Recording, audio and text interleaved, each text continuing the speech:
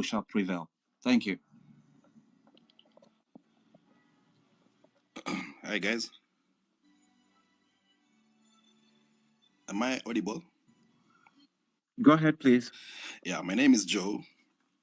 It's been, I think this is my first time talking on space because I think I'm ever listening and there's always so much to learn and hear from some of the most learned guys around here. Mine is just to point at a few things. I mean, we can stay angry the whole day, the whole week, but at some point we have to keep cool heads and figure out ways of solving some of these issues. I'd like to point to the point where, as it stands right now, Kenyans under Kibaki were shown that our taxes can actually support this country. It can do development. And as long as you are told this is going to be applied here and it's going to benefit you in this particular way, nobody has said no to paying taxes. Under Uhuru, we saw urafiki ubeste sana. And the first term was crazy because it was about paying favors and trying to stay out of ICC and all that. The second one, well, he did build roads. The problem I have, or a majority of us have had with it, is the roads are bloody expensive. He did cover so much of roads. Tunaweza mpatia hiyo kidogo.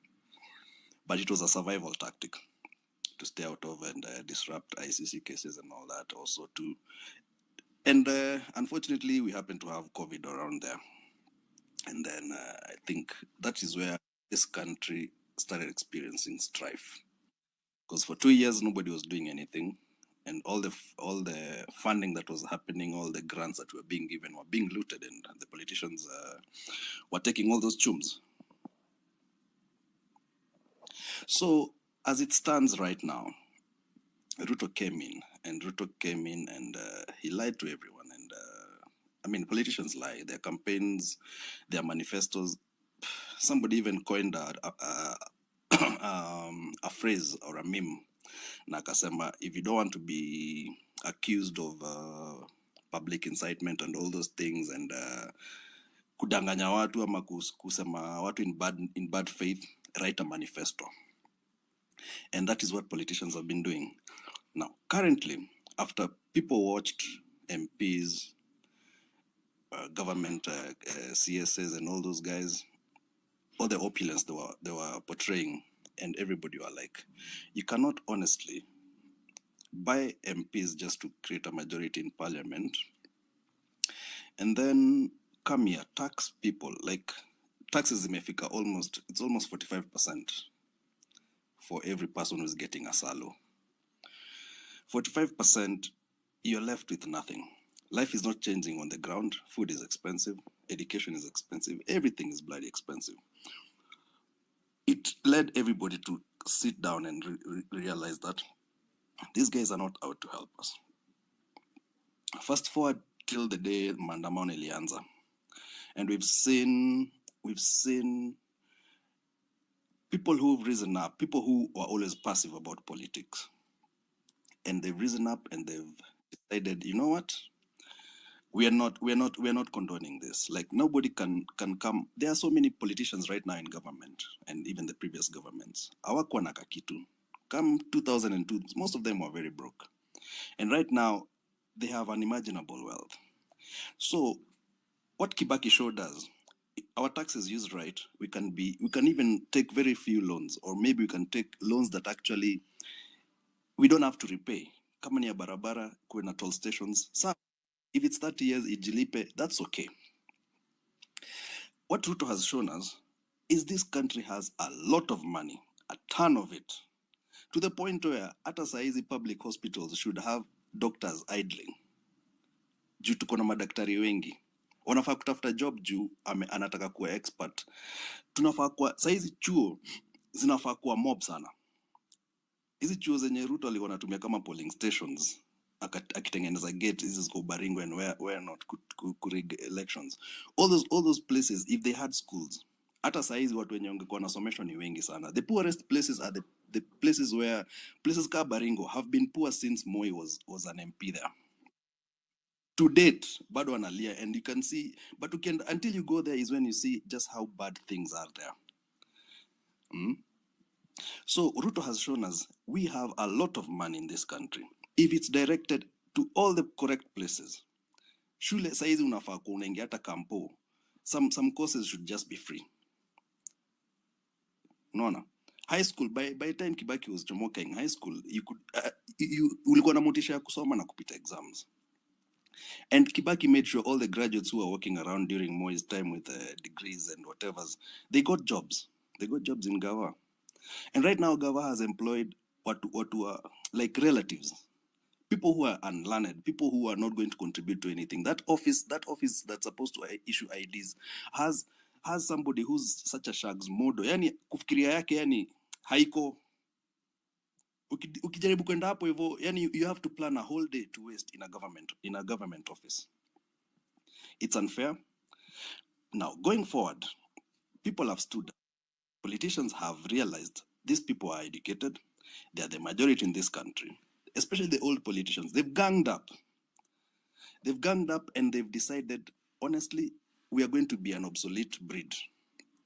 Very soon, vijana watakuja. And I'm happy because I once sat down with older guys and I told them, all these MPs, they're drafting laws that are benefiting them and keeping their tribes, and on a hand down baton kwa familia yao, mtu anakuja na mazayuni, anakuja na kwa politician, lawyer, nini, and all that.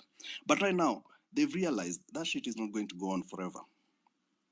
And right now, even the young guys who are now fighting in the streets, the ones who are going to survive, once they engage that parliament, what's the first order of business? They're going to change this country. And not towards their favor, but wameka na mashida na wameka na watu wako na shida, and they understand these problems from the ground upwards. So it's a good thing. Now, to wind up, I have many points, but to wind up, since we are talking about sponsoring goons and all that, the next maandamano, if it's gonna happen, I'm pretty sure if Rao atakuwa ameshaingiza list yake hapo hivyo, so he'll have a stake in this government and protect its legitimacy, as much as everybody doesn't want it and doesn't feel it anymore. So we need to figure out how to counter these goons. Because as far as we are concerned, the life and blood that has been spilled is not proportional to what the cops have received. They are our brothers, but they are meting all the violence they can met on us. Rawa kiingia na goons zake waingie, they are still going to beat up these young kids. I'm calling young kids because I've met 18-year-olds over there. I've met 20-year-olds. I'm slightly older. But still, we need to figure out how to counter this. And to wind up, as there's a space I was in Jana, guys were talking about, yes, we can keep on protesting and highlighting all the mistakes and all the corruption and everything. And I'm glad people are even fighting corruption, ya makarao kuitisha 50 bob ya matri and all that. We mulika all those things so that everybody is embarrassed to take a bribe or give a bribe. Everybody is embarrassed to overlap. But as we are fighting the hardcore street fights, Pia, we engage in the spaces in about how we are going to do it politically. They even mentioned how Wangari Maathai used to stage a one-man army in Uhuru Park until she started doing it politically. When you do it, so you have to do both. You do it on the streets and you do it constitutionally. And my suggestion is we have to figure out how. By the time these guys are trying to form a cabinet and everything, we look at how we are going to push for a referendum to amend the Punguza Mzigo iko implemented into the constitution. We have to read it, understand it, and see the benefits. And then now we can have a debate on it and push for it. Come elections 2027, kama tutafika huko, tuko karibu implement ama isha implement yo, so that by the time somebody is running for office anajua exactly anaran kwa nini.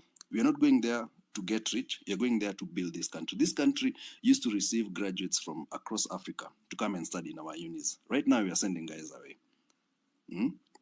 Saizi MP anafaa kuwa insurance yake iko Kenya, anafanyishwa hosi za Kenya, so that akiingia kwa hiyo ward akijaribu kuangalia ile do analipwa, anataka kwenda kutibiwa US ama wapi, na Kenya kuna hiyo hosi, atatengeneza hiyo hosi. They'll tengeneza rules and bills, and the hospitals, hata saizi private houses zitakuwa zina struggle kupata patients. It should be like that, and I believe tumeoneshwa, we've seen it ourselves. We have too much money in this country that the political class have been sharing and eating alone at our demise. Saizi ukitaka kwa government service, you just know you're doing it for out of the good of their heart or to make the country better. I believe we can do great things here, man. We can do great things. Thanks, man. Asanteni.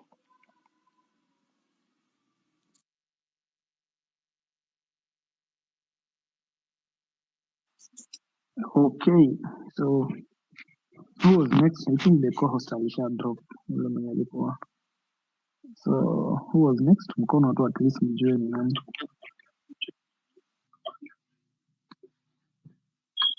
Ala, kwani co-host alidrop saa ngapi? Mkenya alisha drop. Just a moment. Pole sana. Nilikuwa nafanya vitu zingine hapa nikisikiza. Pole sana KOT, pole sana KOT. Guys, let's keep the conversation going. GTS naona mkono yako iko juu. Ndakupatia 4 minutes usioverrun. Najua mko na pointi heavy, lakini jaribuni mkeep time tafadhali. So, because I have like 21 requests over here, and I want all of them to speak. Na watu wanani DM. I mean, wanani text wakiniambia wanataka mic and all that. Mtapata tu mic, one by one, step by step too. So G-Desk, I'll give you the chance. Then we go to Collins Njue, Cairo, Wangeshi, Jude Centric, then Mojo Jojo. Then later on we have Werunyaga. In that series and sequence, 4 minutes each, 4 minutes to Kisonga. If you have a counter question or whatever, you ask as we go on. Let's keep the conversation going. G-Desk, your 4 minutes begin now. Na ukioverrun na kudrop. Thank you, very important. Thank you very much, Ayo, and everyone else. I believe I will not talk for more than even 3 minutes. So I have metamorphosized the Kenya Kwanza government to a magnificent house that is built on sand, whose foundation is shaky, feeble,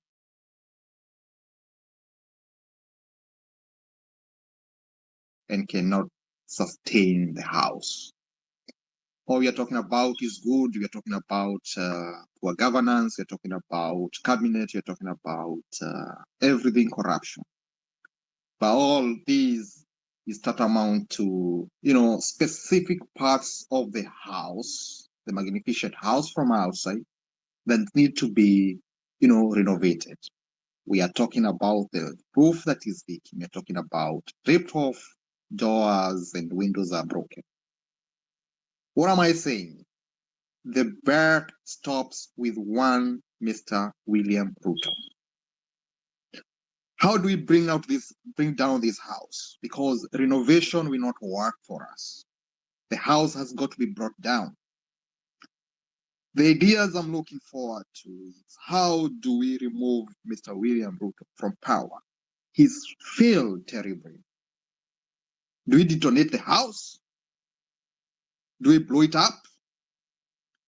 I mean, what do we do? Do we borrow tunnels like the ones that run from Gaza across the thousands or hundreds of kilometers through Israel to Egypt, like the Hamas do, so that we reach the State House and deliver the message?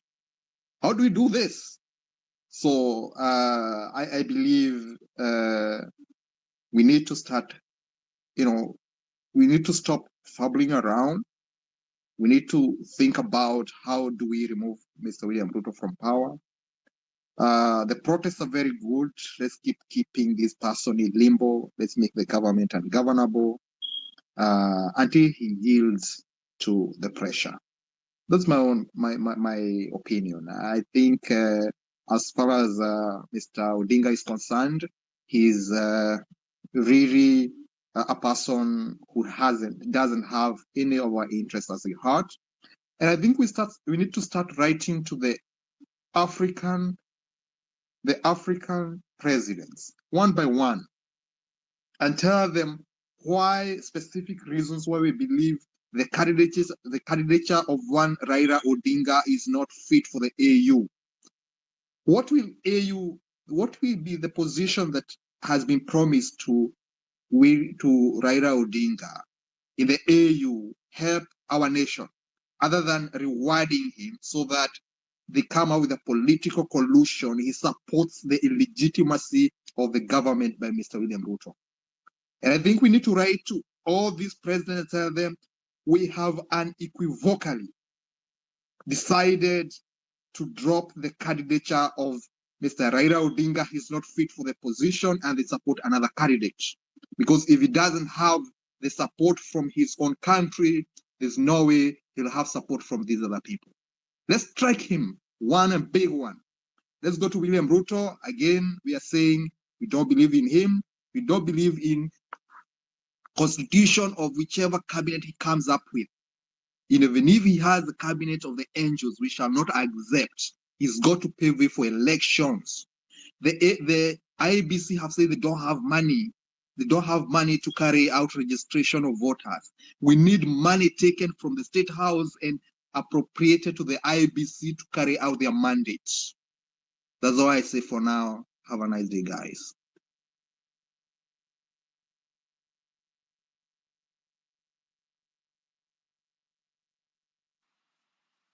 Good afternoon. Go ahead, talk to us, Colin. Oh, okay. For the first reason why I joined this movement is because I don't know if anyone knows, but have over 5 trillion Kenya shillings in offshore accounts, and that's why when this financial bill came, I was very adamant on about it, because now why do we have to pay taxes and we have over 5 trillion Kenya shillings in offshore accounts abroad, when that money can work for us Kenyans? Yeah. So that's the main issue I wanted to raise. Like, I don't know if people are aware that we have all this. As of 2017, we had 5 trillion Kenya shillings in offshore accounts. And also, on the issue of what we can do to get this government out of power, the process has already begun. I think we all need to be patient, because even Abraham Lincoln, in his inaugural speech in 1861, he said that when people grow weary of their constitutional right to amend their government, they rise to form a revolution that will dismember and overthrow their government. And that's what is happening right now. So I think people need to be patient. We are still on the right course of doing this thing the right way. And the way things are going, I'm very happy, because I've tried to do civic education in my village, my friends, family, to educate them on how these things are going. And even before this whole thing started, during the last elections, the NTV did a documentary, 2 documentaries actually. They were looking at how politicians use gangs to burn villages and to burn houses, pay people, burn houses, then they come and condole with you, they pay for the burial so that you can vote them in. And once you vote them in, the people that they paid, the goons that they paid to do that job, they kill them. Then the other one was about the politicians themselves now. The politicians, they were saying that they don't want, even the Dinyoro was there, he was saying that they don't need to do work, because when they believe that when they work for the citizens, they'll not get votes next time. So that's why we always stagnate as a nation. And there is a lot of things that we can do. Then let's not forget about, we have a lot of enemies. This war needs to be fought in a lot of fronts, from IMF, World Trade Organizations. In 2015, we had Doha rounds of the World Trade Organizations here in Kenya. And Kenya was asking the Americans to give us a trade license so that we can trade our cotton internationally. And we can do this trade locally here within ourselves, within the East African community. these people are not working with Wind us. up in 30 seconds. Okay, these people are not working for us. So I think we need to this world needs to go on, and we are in the right track. So let's not give up. Let's continue pushing on. Thank you. Asante sana Collins Njue. Let's keep on pushing on. Let's go to the next patient, please. Good afternoon. Can you hear me? I can hear you, Cairo. Go ahead, please. Can you hear me? Cairo, can you hear me? Your 3 minutes, your 4 minutes starts now. Hello, Go ahead, guys. we can hear you.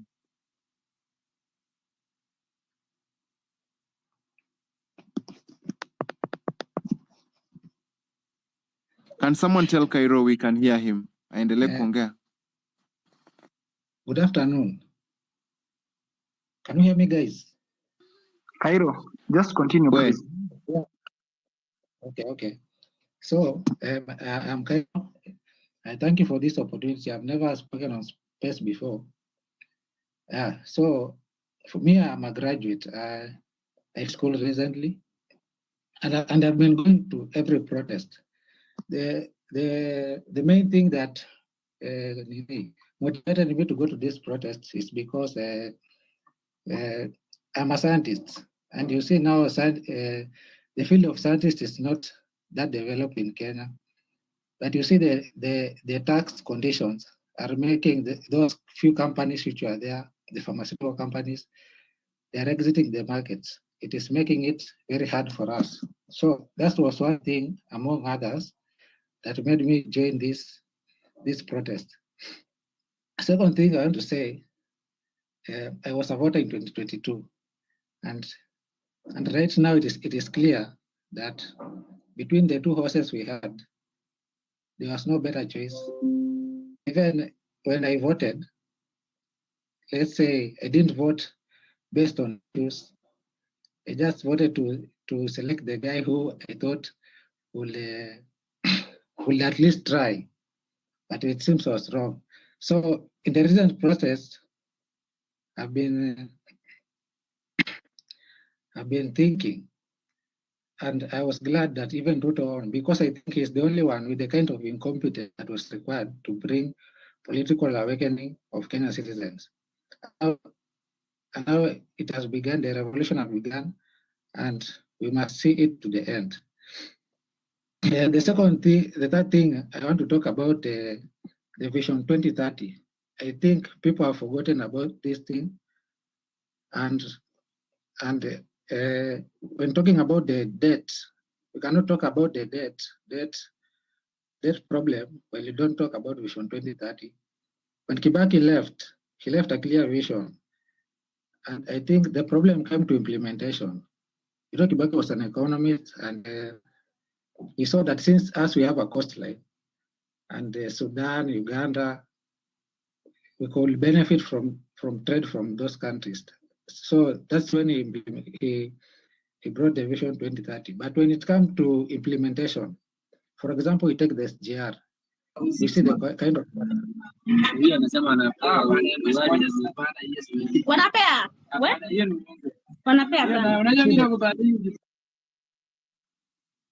we see the kind of corruptions that we experienced during SGR. For example, you see that people in government went and bought pieces of land, or the pieces of land which SGR was built on, people there were overcompensated. You find the land the cost is 1 million, and then people go there, they say it costs 10 million, and then you take you give them a cut. You see, now we can't. We should talk more about Vision 2030 because it seems that people have forgotten. The other thing is I want to encourage my fellow comrades. I've been going to protest. I was there on Tuesday, this Tuesday. I've been going, and this Tuesday we were overwhelmed by police. In fact, they were beating us. Every corner you go, you find police, they beat you. In fact, even me was massaged a little bit. So I want to encourage people to turn out in large numbers because we have strength in numbers. And I also want to encourage you guys. I know it's not easy. Even me, hata mimi saa zingine nasikia ni kazi sitaki kuenda, but mashida zangu zinanifanya nisikie guilty kukosa. So let's show up. You know it's not easy, but we must all struggle to see this thing through to the end. The last thing I want to talk about is I know we'll see this Your time thing is up. to the end. Your time And is I up. know there are many Maliza. aspiring people who want to be elected who are, because we want new blood, want new people to be elected. I think I've been thinking and I think the constitution itself is a manifesto. We don't want you to give us 6,000 if we don't have jobs. We don't want you to put free Wi-Fi for us. We just want you to implement the constitution. And the constitution, you see, it's a manifesto in itself. If we implement the constitution, everything will be okay. I think that is all. Have a good afternoon, guys. Thank you. Who was next? Jude-centric? Yes, I get you. Connectivity issue. Are you getting me right? Nakupata, unanisikia? Anakusikiza. So 3 minutes. Thank you. Mimi nataka tu ni emphasize kitu yenye 6,000 amekuanga kiongelea hapa sana. Okay, we have highlighted a lot of things. We have highlighted almost every error that this government has led us to, or that this government is doing in power. We have talked of a lot of things. We have talked of every problem. So I think, as per me, we should see on the solutions we want to make. Number one, we have been calling for this protest. You can remember when we called for the first protest, watu wakitoka to reject the finance bill. The crowd was there. People were everywhere in Kenya. And this made a move because of the turnout of people. But if you compare to the last Tuesday, as the last speaker ametoka kuongea, you get that we were very few in the street. I'm from Kisumu. You come to find that in Kisumu, we were like not on the streets.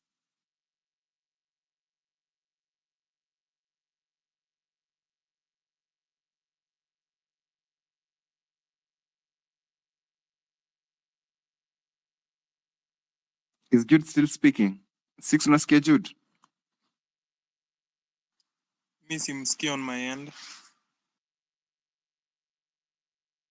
Okay. Jude, hatukusikii. Ayo.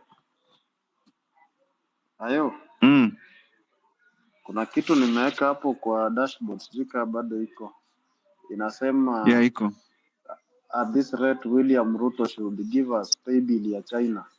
Sisi tutalipa deni yetu si wenyewe. All the 52 million Kenyans tutakuwa tunatuma hapo so mbili tumalize, tuache kukua tax kwenda kulipa madeni. He should dare us. Atupe pay bill ya China, ya IMF, any pay bill yenye amechukua deni. Watuambie deni ni ngapi. After hiyo audit imeisha, watupe pay bill. Kama tulichangia Polo Kimani simu, tumechangia watu wakaenda streets, tumechangia Wakenya wameenda, wenye wamekufa familia zao zote. William Ruto at this rate atupe pay bill, tulipe, na tukimaliza kulipa tunalipa kama ako home. We can take care of our government. Hii mambo ya sijui we have tuko na deni ya 11 trillion na tujui how it was taken and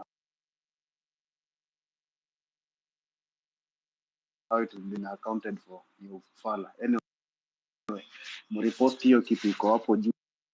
Keep the space. Make sure you post the stress.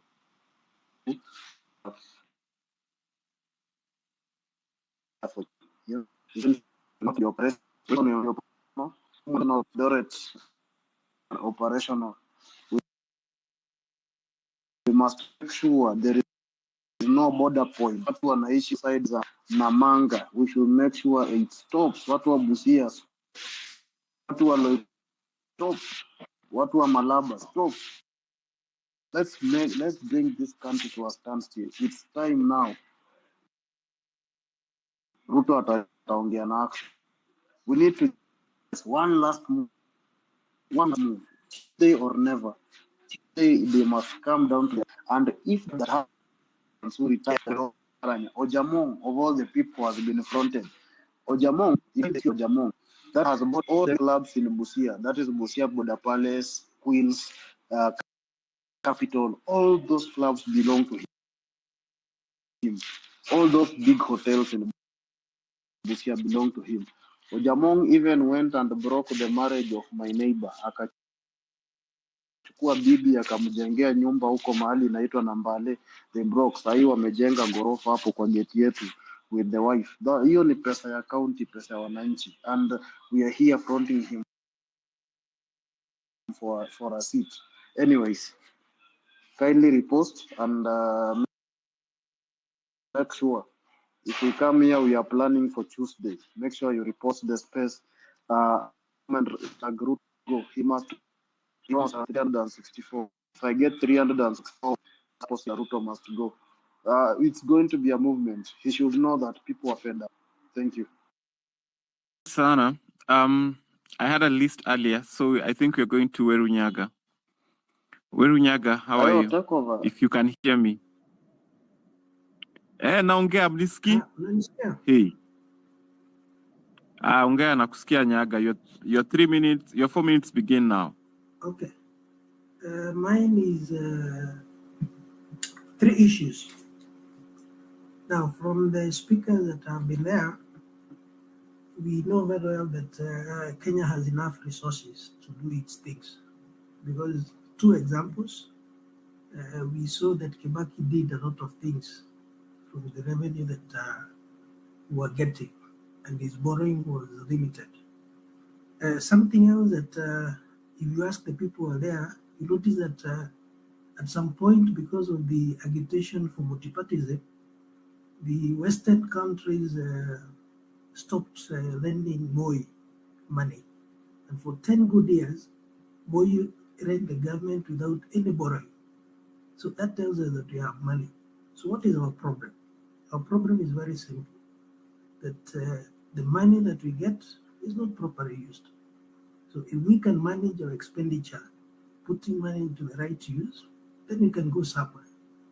A very good example, free primary education. The people who are there were saying that we didn't have the money, but Kibaki told them we had the money. Go look for the money, because he had worked in the system and he knew that there was money. They went and got the money, and free primary education was implemented. The problem came in when the people who had been used to stealing stole money from the money that the World Bank and other people donated. So we went back to the same problem, corruption. Now, so basically, my point is Kenya has the resources. The issue here is how do we manage those resources to achieve the objective that we want? The other issue is fine. What are our priorities? A very good example. If you've looked at the reports concerning our Deca road, it was cheaper to actually do the roundabouts and do proper interchanges than to do what we've done, creating another road on top of Uhuru Highway, University Way, all the way up to Jindugishoro Road. But because doing those infrastructure developments, there will be very little of corruption, the guys decided to go for the Deca Road. This Deca Road was proposed even before, during Kibaki's time, but the World Bank refused to support that project. But when the Jubilee government came in, what they did is they went in for this project because they would make their kickbacks. So we find that we have the resources, we can do what we want, but at times our priorities are wrong. So this is where we need to come in. Now, we said reject the finance bill. The finance bill went. But what happened immediately? The appropriation bill, which is basically our budget, was approved. But constitutionally, it was not necessary for the president to sign the appropriation bill.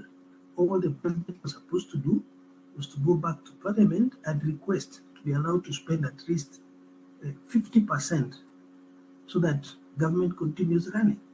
But he decided to take the shortcut because the shortcut, there were things that he wants to do that going back to parliament and getting the approval will be difficult. So he's playing games with us. So the issue here is we need to understand the president, Ruto. The president here is not just Ruto the person, but the system. Because when people are saying, when you were rejecting Moi, it was not about rejecting Moi the person.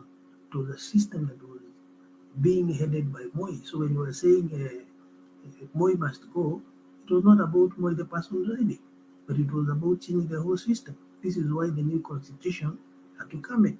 But now we have a challenge. Why? Because the new constitution was never fully implemented. Very good example.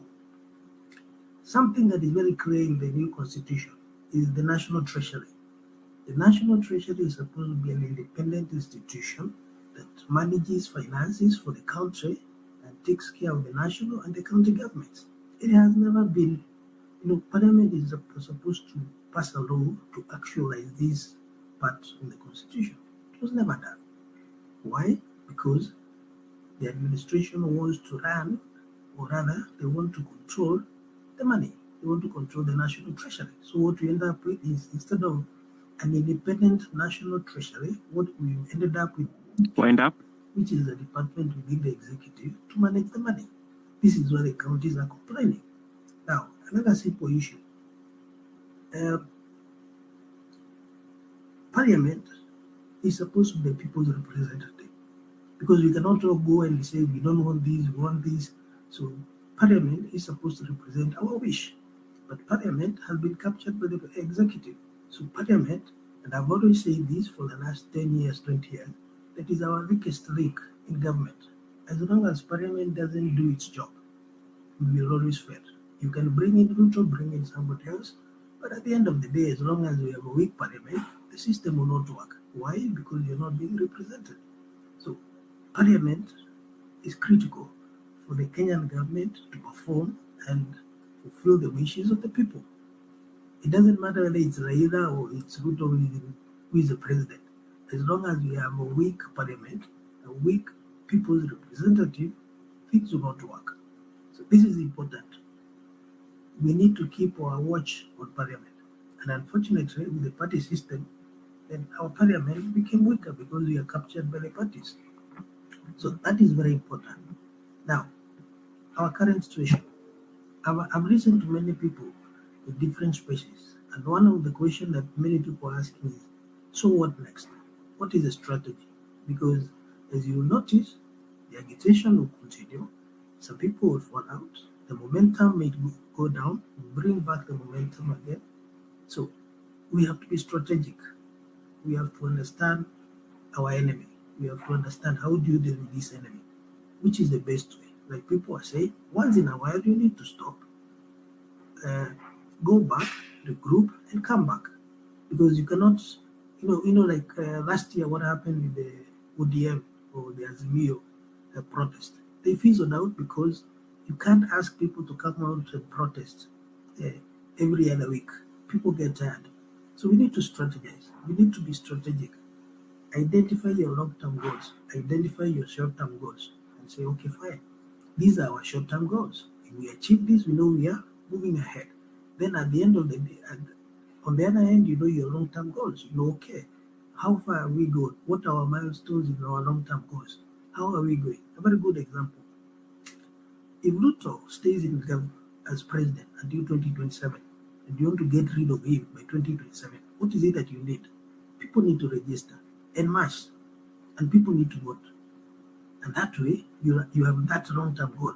But if he leaves now, then how do you go about it? How do you make sure that you don't get this just another Ruto with a different term? Okay, like people are saying, if Ruto goes and Kashoka takes over, is that what you want? No. Now ODM wants to join government or rather Ruto's administration. Is that what you want? I'm sure nobody wants that. So this is what I'm saying. People, we need to be strategic so that we know, okay, fine, what are our short-term goals? What are our long-term goals? How do we identify these goals and know that we have achieved? And then we know our short-term goals are being achieved, and we are not forgetting our long-term goal, so that Even as you achieve the short-term goals, our long-term goals are also being achieved. So these are my points. So we need to look at it. And I would want to point one simple thing. This is not going to be a sprint. This is a marathon. It may take us 1 year, 6 months, it may take us 3 years, but if we remain focused, you'll achieve the goal. And what I would want to say is, guys, we've gone hunting for the antelope or the elephant. Let's not get distracted by the squirrels. Because if you get distracted by the squirrels, then you lose the point. Because at the end of the day, okay, the cabinet is gone. Now we don't know what is going to happen. If ODM joins at the administration, we'll have to kick them out. But how do you kick them out? People want to do the recall of the MPs, Weru, finance bill, but there's a process. Weru, We need IBC and all that. So my point is, yote uchalie we hawaenda. remain focused, but let's also have strategies. Let's have short-term and long-term goals. Then we can know, okay, good. Are we achieving? Weru, Can wind up. can you wind up? I'm sure the Gen Z started this, but I know that everybody else, even those of us who are not in Gen Z, we are supporting you guys. And this is things we've been trying to do in the past, and we can achieve them now. Thank you.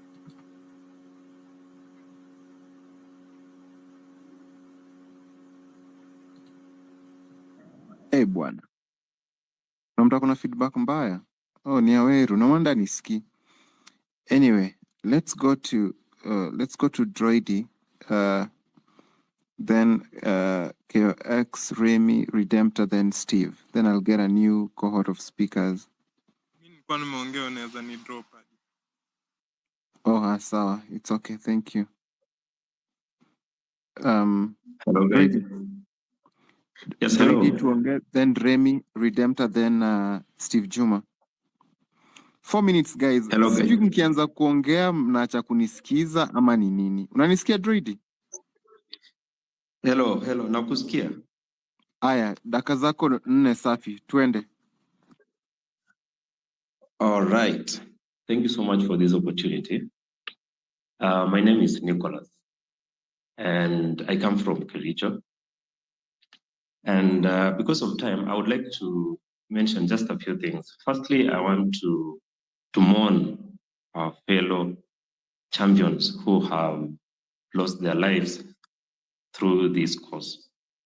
It's very regrettable, and I actually think that we should find a way of immortalizing them. These people are so important to us and to this cause. I have 2 issues that I want to mention because many people have spoken on different issues and aspects of how they can be tackled. My main issue with this government is on the status of education. With the introduction of CBC, we all agree that, after some time we were complaining about how the 844 was not working towards the new changes in technologies.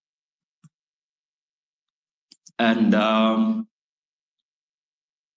so with the introduction of CBC, which in my opinion is good, but we can now see how these efforts are being stifled.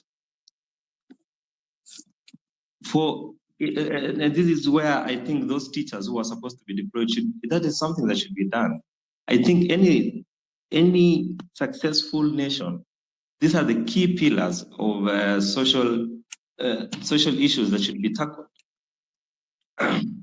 Moving on the same issue of education, I want to mention something about the university, the status of our universities.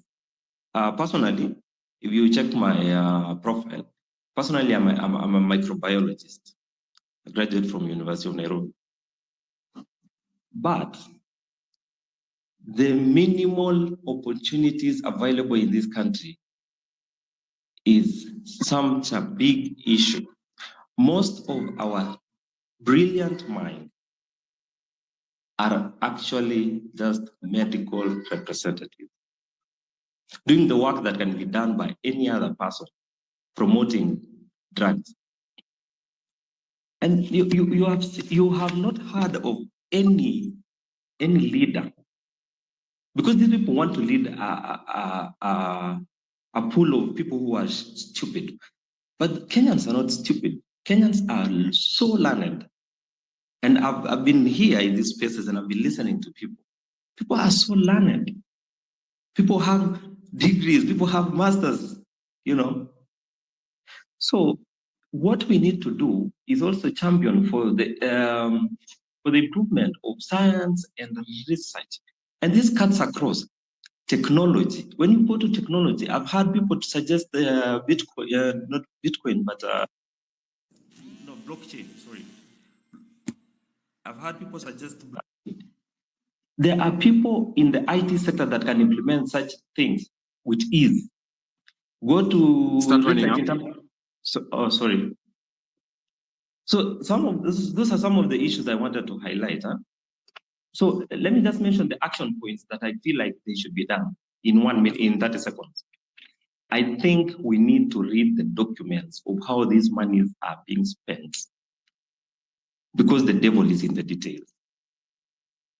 The second thing is we do civil education, but now using those information that we've gotten from reading documents, find out how go to the grassroots, find out how much money came in, how much money was used on these and these issues, okay? Those are, I believe, are some of the key points, action points that are immediate, that can be done. You can look for, today you can look for a document in your county and on how funds were used. Thank you so much for this opportunity, and I'm here listening. Thank you.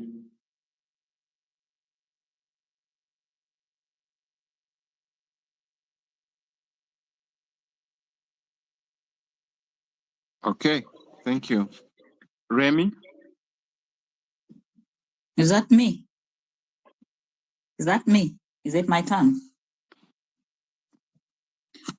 Remy, it's your turn. Oh, Remy. Yeah. Hi, guys. Thank you for this opportunity. I'll read off some notes I have here. My first point is to say I am really tired of people dying every other week. And the first 3 weeks of the protests, I was really mentally affected because of all the deaths and all the kidnapping, and you felt helpless. But I know that there is strength in power, and there's strength in our numbers, I mean, and we need to understand what we are fighting for. We are fighting for Kenya. We are fighting for our children. We are fighting for our brothers, our sisters, our mothers, and our brothers.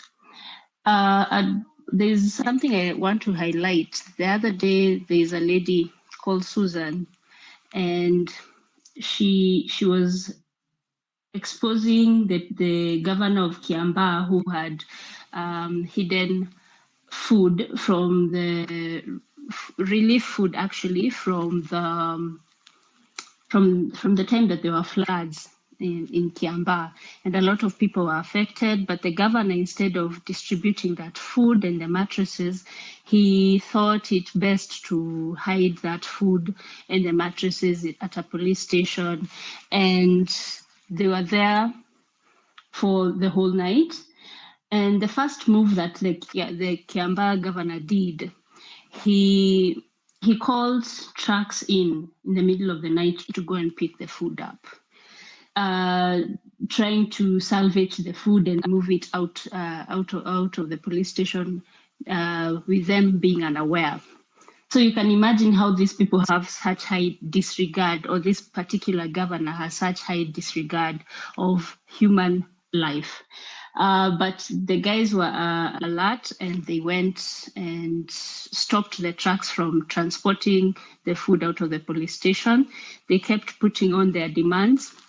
In the morning, the governor went there, and he offered this Kiambaa residents 200 shillings. You can imagine 200 shillings. And these guys lined up. And it was so sad watching them line up to take 200 shillings. So they took their 200 shillings and they went. and they came back and took the 200 shillings again. But the people who understand the value of what is being taken from the citizens of this particular resident area kept fighting for them, and they kept fighting. So Susan kept fighting, and the food was eventually given to this Kiamba residents after 3 days. So my point here is these guys are still willing, and they're still trying to check the psychological mind of the average or the poor class voter, who is willing to take less, or who is willing to take 200 shillings to give a vote, 200 shillings to let go of a gunia of food that they have a right over. So that made me very, very sad. And I think that civil education should start with me and you. We continue to educate ourselves on how the government is supposed to serve us, and what is our right and what is meant for us, and also keep our ears on the ground. So when such things or such relief comes to us, we are able to educate our mothers, our grandmothers, that this and this is our right, and you should stand up for yourself. Wind up. Secondly, okay. Lastly, I'd like to just say congratulations for all the things that we have been able to achieve. We have brought about a huge revolution into the country, and let's not stop, but we need to remain calm. I recommend reading the 48 Laws of Power and understanding that we are the sovereign. Thank you. Have a good day. Thank you, Redemptor. Your time has arrived. Yes, thank you, Ayo, thank you, KOT, and to all the listeners. Niko hapa kama mwandishi, mtetezi na mzazi. I'm becoming common in these spaces in that capacity because I believe I have information, knowledge, and experience that will help the movement. And whenever I meet people who fight for their country, I always begin by saying, thank you for your service. And for this one, the flowers go to the young people of this country who are defending the Constitution. Previously, I'd seen Governor Orengo here. I would have told him the same, and I would have given him a message for his party, because the topic today is ODM stop sponsoring goons against Gen Z. And the question I would have asked him, if he ever listens to me, because he's an expert of our Constitution and he's a father of our Constitution, have the goons suspended the Constitution? So that we keep being told, oh, you started out nicely, but goons. Oh, we've gotten intelligence that goons are planning. So we need to separate and defend our Constitution in the sense of it is not the business of a young man defending his country to also defend himself against goons. It is not fair for the young man to go out there to defend the Constitution and be called a goon or be called compromised. Now, you guys have upset something that is, they say power is not given, power is taken. You took your power. Now they want it back. Oh, they want it back badly. I attended the book launch of Emeritus Mutunga, and he said people have been having that option of the two evils. I want to explain the ODM phenomenon. And he said it is unfair that people in our whole country are told lose the lesser evil. So all of us have been stuck with the lesser evil. Do I choose Raila because he fought for the country? And I've gone to Kaluma's page and he said, thank you, Raila. And I said, unshackle me from the chains of gratitude. I have been grateful to this man for a very long time. And it's time to tell him, I'm grateful, but this is where you let others fight. Now, as I mentioned, I dropped a name here. I went for that book launch and he said, Raila always enables dictators. And I was a bit offended. And someone who supports ODM shot up and raised their hand and said, how can you say that when you had a moment to change the course of this country in the ruling of 2013? And he asked the person, do you belong to ODM? And the audience laughed. And people like those, I'll tell you about people who fight for the country. There is no hero who will be on the front line twice. So people have compared Emeritus Mutunga with Emeritus Maraga, and they said Maraga had a moment to change the country. But Mutunga fought for this country when he was a young man, and he was put in jail. So I'll tell you for free, people who have supported ODM are confused. They have believed this party will save them for 20 years, some for 30 years, some for 40 years. And I keep telling the movement, your enemy is not IPOA for not doing their work. Your enemy is the parliament for not enabling IPOA to do its work. So let's focus. Right now, Raila is not our enemy. The enemy is the MPs who, because they want to remain relevant and they put a lot of money, these are parties that people even have to pay to become candidates because they automatically win. That is the enemy. So I would advise the movement that in as much as you're seeing some of these people being put up as in the wanted list I will be on the wanted list for coming to tell the young people, you can do it. There's something they can tell you about your enemy. They've been hurt by this enemy. They've been put in jail by this enemy. So look for ways where you tap into what they know, because it will help you understand. So the truth is you have the power. And so narratives is what is the biggest. Stop entertaining people who come to these platforms to tell you how powerful that power is. You have the power in your hands. You have the numbers, you have the energy, you have the conviction, and we can't beat that. I am in between those ages and I'm tired, and I wonder how these 70-year-olds have the energy to govern this country. So Goons were ODM, they are suffering from FOMO. They are feeling left out. And now let me address them. Just give me 1 minute. I have to do this because my focus is everybody has a focus. Someone wants economic liberation. Somebody else knows all the education loopholes, what has gone wrong. I know what is wrong with the justice system when it comes to hurting Kenyans, never compensating them. And I hope one day someone will sponsor a billboard to put all the people who've died because they went out to protest. So I want to talk to the ODM MPs. And some of them, I call them comrades because we share platforms. I saw some of them weep and cry when people were killed in protest last year. And now they are here telling us it's okay to be with this government. And they forgot those people. Raila Odinga, I've called him Baba, but I stopped calling him Baba when Stephanie Mora was killed. And he went into the house of that family and he said, I'll ensure you're compensated. It's not him who killed her. It was an oppressive system that killed that girl. But did he have to go to that house? To those parents, they've never been the same again. I've journeyed with that family. So ODM, your people were killed. And then Gladys Wang, I'm sorry, I can't call them Washimiwas that Nikona 4 minutes. She goes and gives a very emotive speech. Oh, our youth were killed. What did you do for them after they were killed? You come to bed with the government that killed your youth and you didn't fight for the compensation. So I need to have a billboard in that meeting room of ODM so that they see how many people died last year. 70 young people died. The young people have said, stop killing us. You will not kill us and lead us. And I am saying, and I'm raising my voice with every opportunity, you will not kill our children and then lead us. So the two parties who by omission, refusing to talk, refusing to use their powers in parliament. And then you come here and say, oh, sorry, I don't want to be tribal. But you say, Luos have fought and they have died because of this cause. The Luos that are in the movement are tribalists and they are leaderless and they are partyless. So don't address them. The mind shift of somebody who has supported an ideal, a savior complex. You've conned us that you're going to take us to Canaan for 20 years.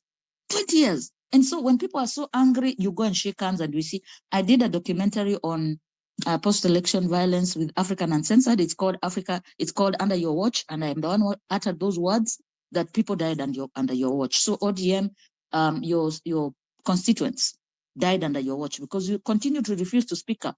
I am more passionate about the deaths that have been caused by the system.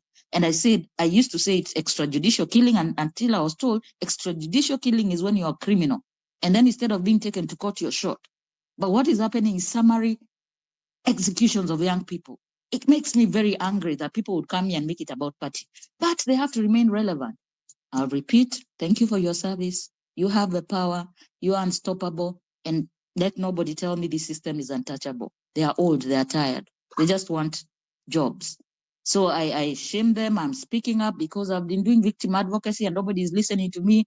No organization is willing to to help me put up these billboards or make a poster book of every face of someone who died, so that as you fight, you know why you're fighting. So it's not just Rex, it's actually the faceless, nameless victim that breaks my heart. And so ODM goons, poleni, hapa hatutaki goons, tunataka constitution. You're listening to me and you're very loyal to Baba. We will continue to thank him from a distance. You have shackled us with gratitude. Tumesema asanti ya kutosha. We have many other heroes who are behind you. I think you had Gitobu Imanyara speak because he was tortured by the system. So when he spoke to you, that was a very powerful speaker. When he spoke on Citizen the other day. So wanikujie nimeland, let me just come out open and speak truth to power. Stop killing our children. Thank you. Thank you. Very strong points right there, Redemptor. Thank you so much. Really appreciate your time. Steve Juma. Thank you, KOT. Redemptor is like you stole my notes. We share from the same thought, same line of thought. We sail in the same boat. And wewe kama mwandisi, mimi pia ni mwandisi. Maybe we see things in the same lens. Now, just want to talk about the opposition and journalism. First, some years back, I think we've lived in this country for shortest time, but at least we have brains to reflect and to know what we want to do as a nation, and also to see where there is a mistake. Now, not too far ago, Raila led us to the streets. That's somewhere between 2018 there. We went to the street and we were chanting Uhuru must go. The bone of contention then was electoral injustice, that it was alleged that kuras were stolen. And you remember the vifaranga via computer thing. And we were all saying that Uhuru must go. We went to the street. People died.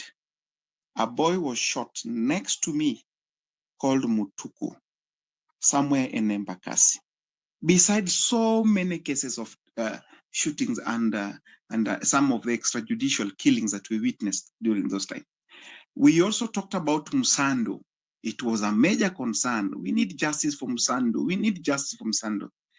Then, a very innocent angel, baby Pendo, was clobbered by police as people demonstrating on their for against the electoral injustices.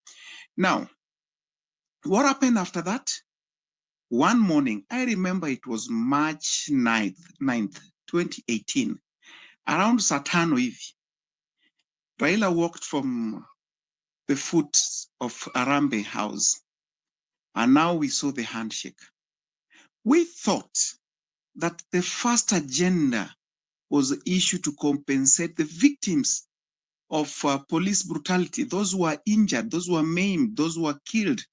We thought that was the first agenda before we start even negotiating on anything. What did we see? Winnie Odinga, Kalonzo Musyoka's son, somebody has to be taken to Yela, and they got it like that. Raila was there when it was being pinned down. Everything was silent. And he was saying Uhuru must go by that time. Fast track. Then here comes Ruto. Then we went again on the street. You all know we've been in this country. You know why we've been demonstrating. Ruto must go. Ruto must go. Ruto must go. It went like that. Just the other days, the other day, I think it's 3 days ago, 4 days ago, 1 week ago, Raila went to Mkurukwajenga there and said no dialogue, no dialogue, no dialogue. 2 days later, Raila is asking us, when we say Ruto must go, where is he going? So where were we taking Uhuru the other time? Where were we taking? Why was he telling us that Uhuru must go? Why is he so much now concerned about the affairs of this country while he has led us to the street? He has led people to the street before. to cause problems, and some even broke into others' businesses. Some were killed innocently. Why all that? Today, you see, is now with the ODM team, they are now forming their own thing. Now they are discussing, I can see the likes of Kina Joho now, or Kina Kaluma congratulating the president on the other side. And the other day, you also had another governor from Wanga saying that Luo should not join the protest because this is not Luo's affair. Trying to put us into a political, cage somewhere so that we don't reason. Some would reason for us. Today, everyone has changed the tone in the political class. Why are these people misusing us for all this time? I will not comment further on that. Now, my major concern is investigative journalism. This is another death for investigative journalism. The moment the opposition is in bed with the government, opposition's role is to put the government on the day accountable. The media on the other side is to inform the public about the affairs, also to put the government of the day on checks. That's why they are called the fourth estate. Now, we've had so many cases, so many scandals, so many corruption cases in governments before. Who will speak? Because now, ideally, when a journalist goes outside there to do a story about a scandal or about corruption in government, when they have backup of the opposition, because normally you rely on journalists rely on politicians to give them news, and then journalists on the other side also inform the public about the development in the country, what is taking place, so that they can make their own informed decision.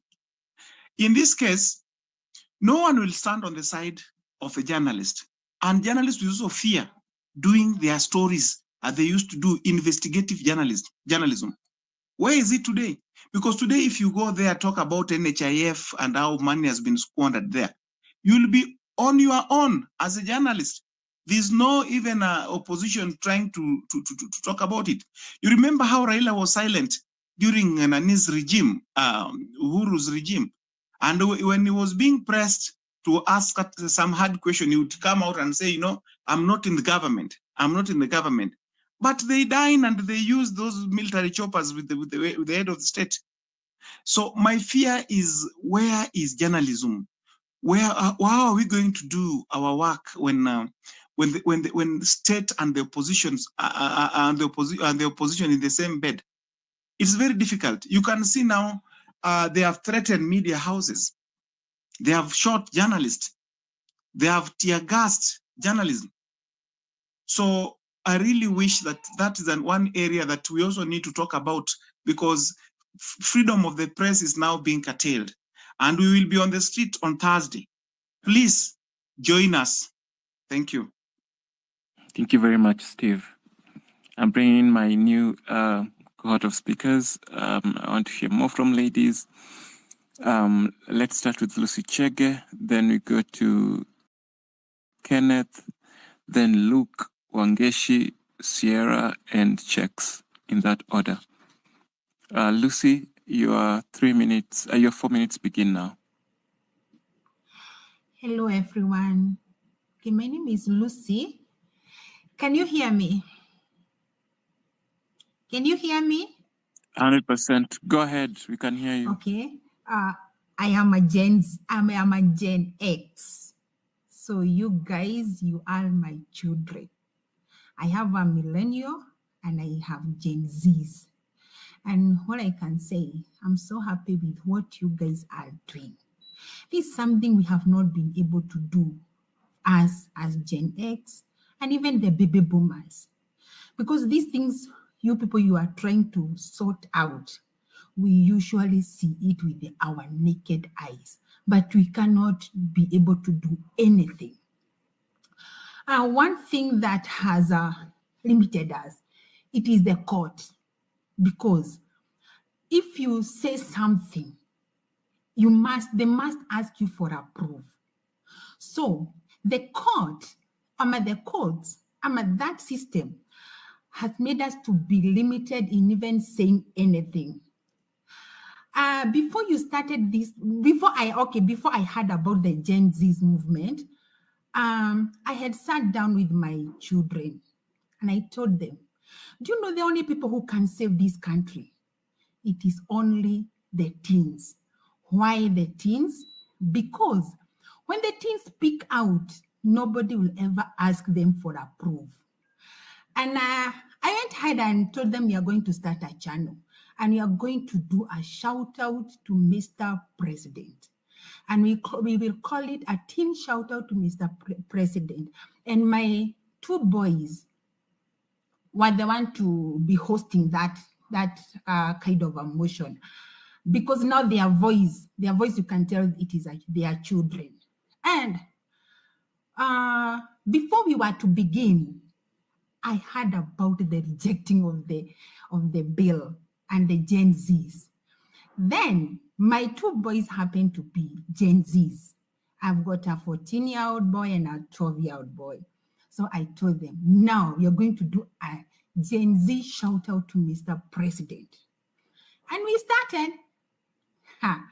Our first video, it was taken by my son, and it talks about the police menace. Okay, like now, the police collect money on the road. And when you say that these policemen are collecting money on the road, you are told to give a proof. And everybody can see it.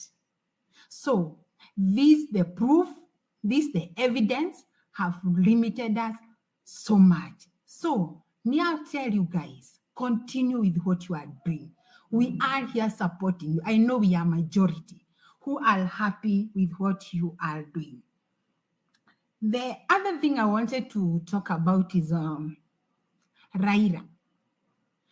Raila does not think about us. Whenever Hello? he's going there to fight. Hey, hi guys. Sorry, I think I was on the move and I dropped off. So sorry, I wasn't getting you. So I'll just go straight to the. Hello. Come on, man. Someone else is speaking. Hello. Relax. Yeah, go ahead. Okay. I'll add you a minute. Okay. It was about Raila. Raila does not think about us at all. He's always after his own stores. So whenever he's going, even like now he's following Ruto, it is not for us. It is for his own team only. The other things I'm happy on what you guys are doing. You don't want dialogue. All what you want is things to be done in the right way. We know what we are supposed to do. Why not do it in the right way? We have like now the cases of NHIF. Why would people be stealing money from NHIF? And yet, those statistics are brought on our face. But there's nothing we can do. There's nothing we can do. People are just eating money.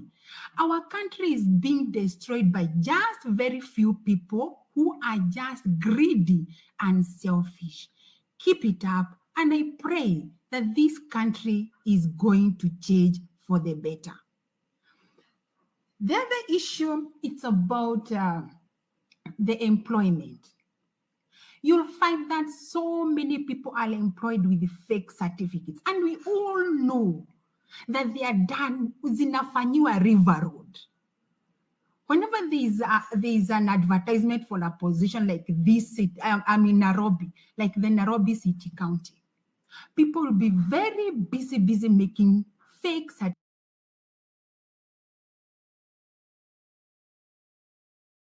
certificates. We have so many people who with fake certificates who are just enjoying salaries, while our children who have gone even to university don't get position. Keep it up, Gen Zs. The other thing is about contracts. I happen to be in a construction company. There's this issue of carer. Now we are talking of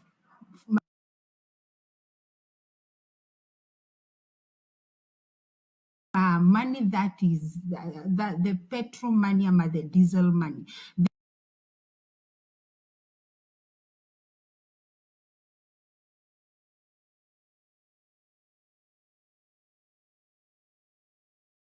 The contract for him, he was awarded the work and he never performed the work. Even there was no machinery that went on the ground, and that person was paid. This happened last year. That person was awarded the work in February, and then the same road was advertised in October last year, 2023.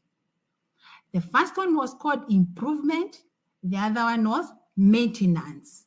So this roads money, where does it go? Is it for real?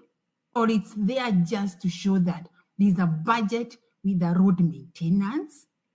So keep it up, guys. I'm happy with what you are doing. I've told you, you are our children. I'll leave it there. Thank you. Thank you, Lucy Chege. There's a point that you raised about tenders.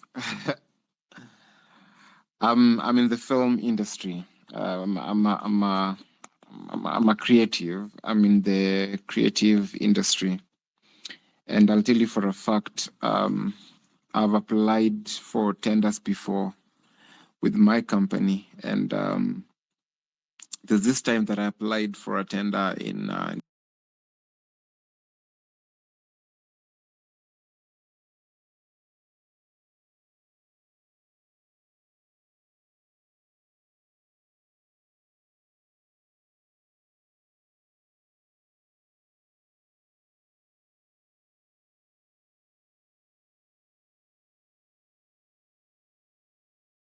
some company, whoever, it's a very, very popular company.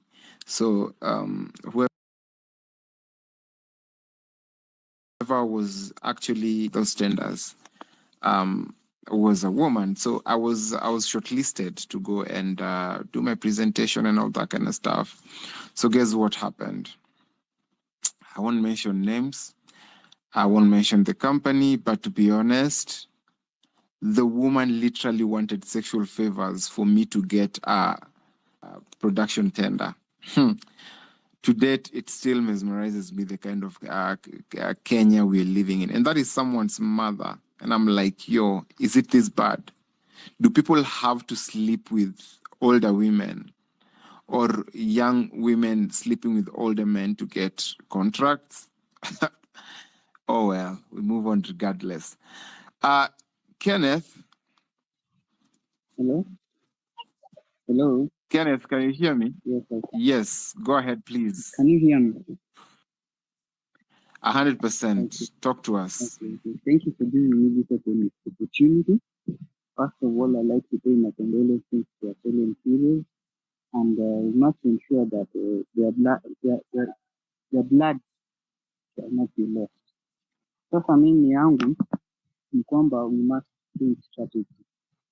Saa hizi our hashtag Ruto must go does not I support ile motion ya kusema partyless, leaderless and tribeless. Kwa hiyo hii hashtag ambayo iko sahihi, kuna wale watu ambao that hashtag, kuna wale watu wameanza kusema, but ukiangalia ile strategy ya kwanza ilikuwa ni reject finance bill.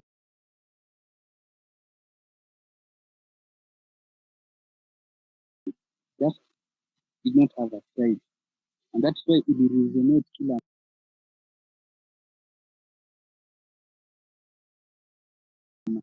kila mtu, mpaka hiyo finance bill ilikuwa interpreted in different languages na ilifikia mpaka Mkenya na nyumbani huko ushago. Saizi huko ushago hii hashtag written kuna wale watu wanasikia ni kama hao wenyewe wamezamia. So I suppose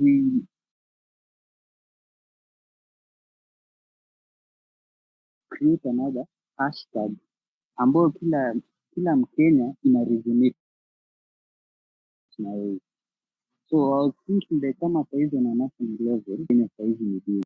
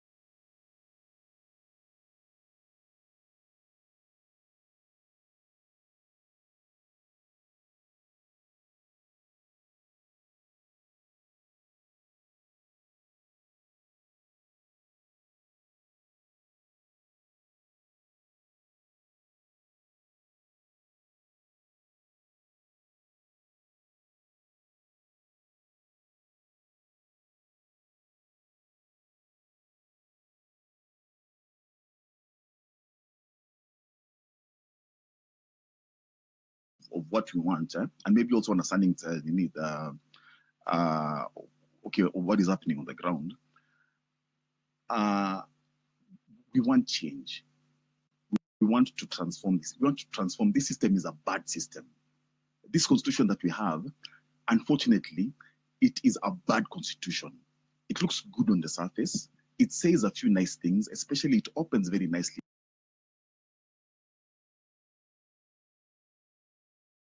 Exercised according to this constitution. And then Article 1.2 says that it shall either be exercised directly or through representatives. And for the next 255 articles, it talks about representative. The only place where the Constitution talks about direct exercise of sovereign power is Article 257, which is amending the Constitution itself. That means everywhere else, we have now submitted our power to these representatives to do what they want to do. And that is the reason why you can't do anything. You can't recall them. If you go for public participation, they will hear you, you'll give you submissions, you'll give you a memorandum, but they won't act on them because they don't have to. The powers that the president has right now to do whatever he's doing, including killing people, are powers given to him by the Constitution. He's not getting those powers from the air. He's not getting those imaginary powers. These are powers of the Constitution. And if the Constitution didn't want to give him those powers, they could have given the judiciary the power to prosecute him for the sins, for the crimes that he's committing. But the Constitution protects him. It says that you cannot institute any legal proceedings against a sitting president. I think that's Article 145. So the Constitution gives him exactly the powers that he's exercising. There's no power that he's exercising from anywhere else. We're imagining things because we've been given something called the Bill of Rights that tells us very nice things. You have the right to life, the right to expression, the right to the freedom of assembly, the right to privacy. All those things are just things in the air if there's no way for the people to exercise them and exercise them in a concrete way. Now, if you look at the countries that have actually been able, one of the solutions to our problem, because our problem is that we can't control our leaders. We can't control what they say in parliament. Switzerland has done it. In Switzerland, if you disagree with what's being passed by parliament, you just collect 50,000 signatures, you go for a referendum. And you can go for a referendum on any issue. We could have gone for a referendum on the finance bill. We didn't have to go to the streets and for people to die for that. We could have done a very, very simple referendum. Switzerland has 4 referendums every year. And in each referendum, they have like 3, 4, 5 issues. And any issue that you disagree with in parliament, it's taken to the people. Now, even the issue of a recall, it should not be so hard to do. A recall should be something that can be done by anybody. Article 1 is almost implemented by the Elections Act, because the only way that you can be able to express your sovereign power as a people is through a referendum. And let nobody tell you that going to the streets is exercising your Article 1. No, going to the streets is exercising Article 37, the right to protest and the right to petition your leaders in parliament. That is not Article 1. That is Article 37. The only way you can exercise Article 1 rights is through a referendum. By people going to say that we as a people, quantified by the number of votes that people are casting in the referendum, say yes or no to this particular thing. This is what you want, this is what you don't want. So that is also something that should have been put clearly in the Constitution, which it is not there. So these are some of the things that need to be put in the Constitution for our Constitution, for our Constitution to actually be effective. But other than that, the entire Constitution, it just needs to be completely reworked. But maybe just in closing this particular part, let me go to a very critical issue that's being downplayed, or that's not being looked at in this discussion of where we are right now in Kenya as a people. And that's the fact that people have died. And these people haven't died so that Ruto can come out of power. These people have died so that Kenya can become a better place, and specifically for them, so that they can have better lives. These people that we're calling goons, the majority of them live in conditions that most of us wouldn't even desire. And these are people who are trying to change their lives. And despite wanting to change their lives, whenever they get the opportunity and they're in town and they can see that there's something that they can grab, maybe people haven't eaten for 2 or 3 days. Somebody hasn't seen 100 shillings maybe for a whole week. So when somebody gives them 200 shillings to go and destroy things, these are not people in a proper state of mind. You cannot criminalize people who have already been victimized by a system. So sometimes it's also for us, in revolutionary terms, these are called the lumpen. There's lumpen proletariat. These are the lumpen workers, but these are just plain lumpen. Is that they hawana mbele, hawana nyuma, hawana hope, hawana kazi, hawana capacity of kufanya kazi. These are people that the system was completely neglected since they were born until where they are right now. I'll finish with a small story of the Cuban Revolution. When what's his name? Che Guevara, when they were doing the Cuban Revolution, he's an Argentinian, met Kina Fidel Castro when they were in Mexico. So they were like, okay, Askes, we're going to liberate Cuba. And they did. They walipanda boat, a very small boat here, 12 people, 85 of them wakapanda, wakaenda. They fought for another 2 years, and they were able to remove Batista, who was the dictator of Cuba at the time. When they were going through the revolution, the reason why they were picking up people along the way, because when you are out of the 85, I think only 12 of them managed to gather to start marching. But by the time walikuwa nafika the capital city, it was a whole horde of people. Walikuwa mobilized army nzima. But what was their story? Their story is this: this is our country. This is our father's land. This land is supposed to feed us and take care of us. We have let other people, foreigners, and Batista as an agent of the US, as an agent of imperialism, to take this land and sell it to foreigners while we are starving in our own father's land. And so they came up with a very simple slogan. And the slogan was, Patria o muerte. Patria o muerte means this: our father's land or death. Simply our land or death. Because somebody has come and taken away what is our birthright, and they're using it for other things, and for that we shall die. And now this is an interesting part of this story.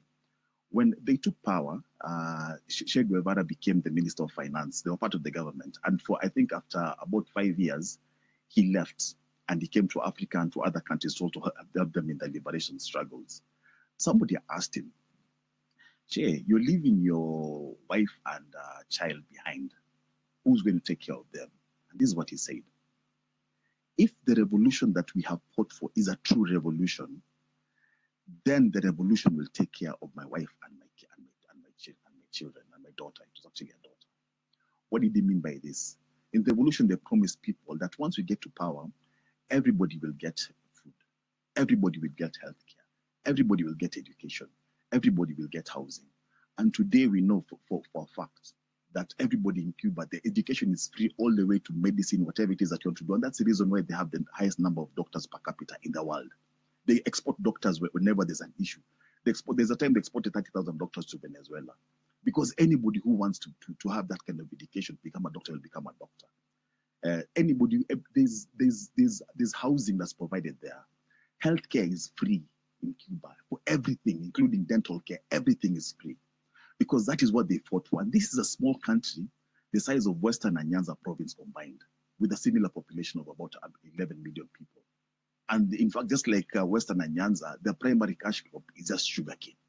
It's just sugarcane. They don't have minerals, they don't have anything, it's just sugarcane. But with sugarcane, and on top of that, because they had a system that was taking care of their own people, they were given an embargo by the US for over 50 years. But they're able to survive with sugarcane and their own human resource, being able to teach each other, free education and everything. So what I'm trying to say is this: Kenya is 5 times the size of Cuba. Kenya's a population 5 times the population of Cuba. Kenya has enough land, not just to feed itself, but to feed a good chunk of Africa. Kenya has a human resource. We're not supposed to be exporting. We're not supposed to be exporting human resource. We're supposed to be using that human resource to develop our own country. We're supposed to be developing us, use that human resource to develop other human resource, and use that human resource to develop our country. So just coming to in terms of where are we going as a country and what is our goal in terms of this revolution? This goal is complete transformation. I agree with Dr. Kamande that we might need to march to Parliament.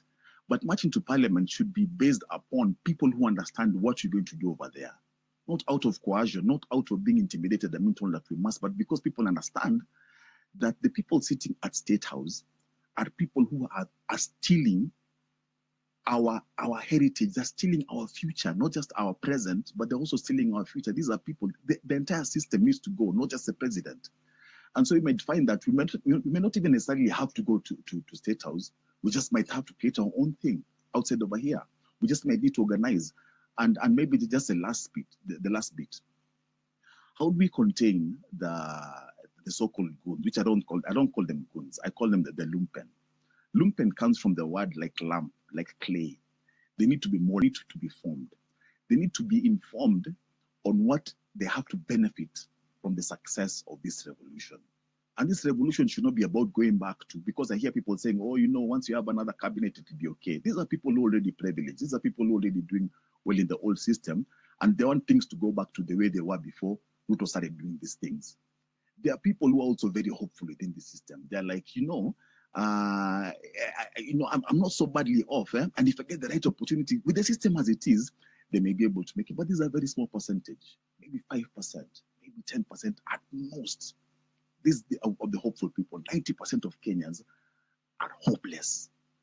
And these are people who need to see a system change where every Kenyan, Article 43, every person has the right to healthcare, food, education, social welfare.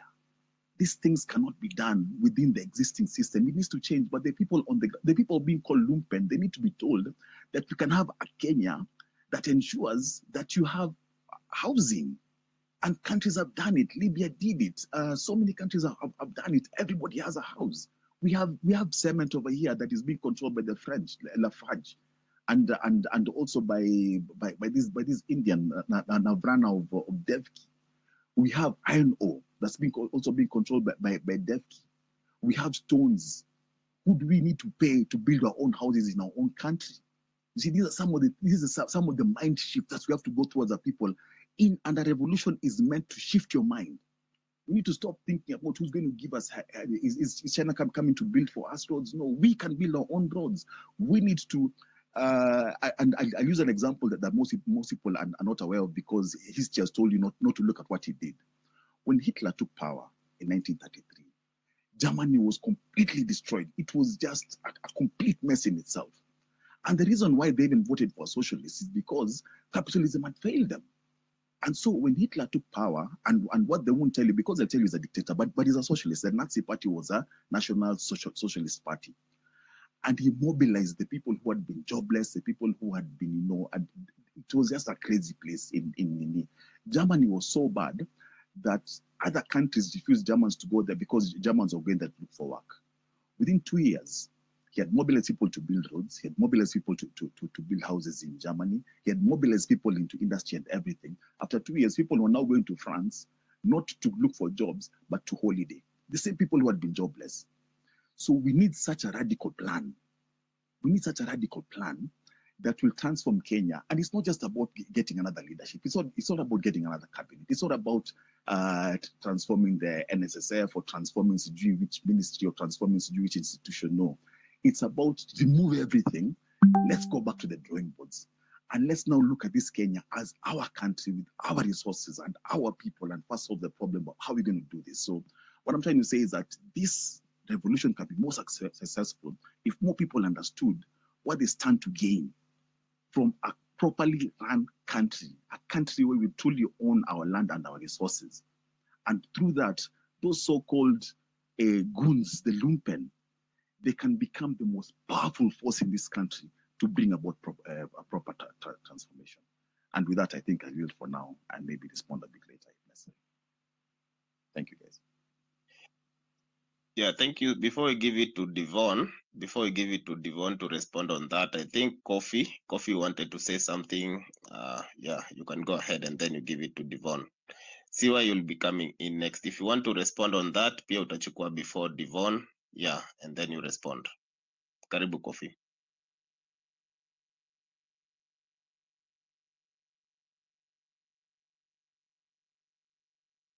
Kofi, are you there?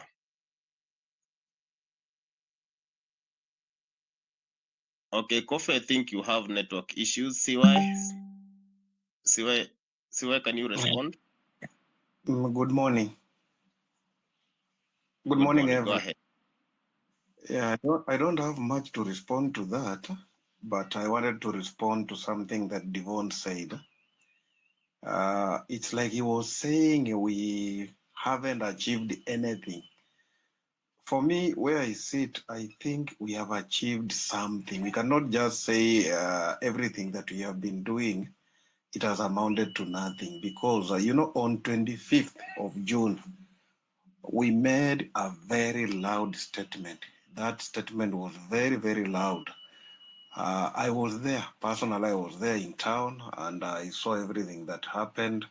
I saw the energy that people had and I saw even the government was shaken that day. So we cannot say that we haven't achieved anything so far. We have really achieved much, but we are not yet there. That is the point that I just want to correct. We have made some progress, but we aren't there. So we need to keep on pushing on. About the issue of occupying State House, please just bear with me. I might have different opinion, but at the end of the day, we shall converge somewhere. This one could be a bit dangerous because I've been following some of the revolutions that have happened in some other countries. And you will see that in some countries they achieved the revolution made an impact without even nearing state house or whatever they call it. So my point is we might yani tunaweza pata majeraha mengi sana and so many deaths if we can make our threat of entering State House. So we can achieve our goals even without entering State House. I was just thinking, what about converging in different towns, just occupying major roads? To say maybe people of Thika Road, you just occupy the whole of Thika Road, you park your vehicles in the middle of the roads, and we sit there without moving. Watu wa Mombasa Road, you do the same. Watu wa Ngong Road, Jogoo Road, and everywhere, we just do the same. Tuna occupy those roads, ensuring that nothing moves. Hakuna mtu anaingia town, hakuna mtu anatoka town.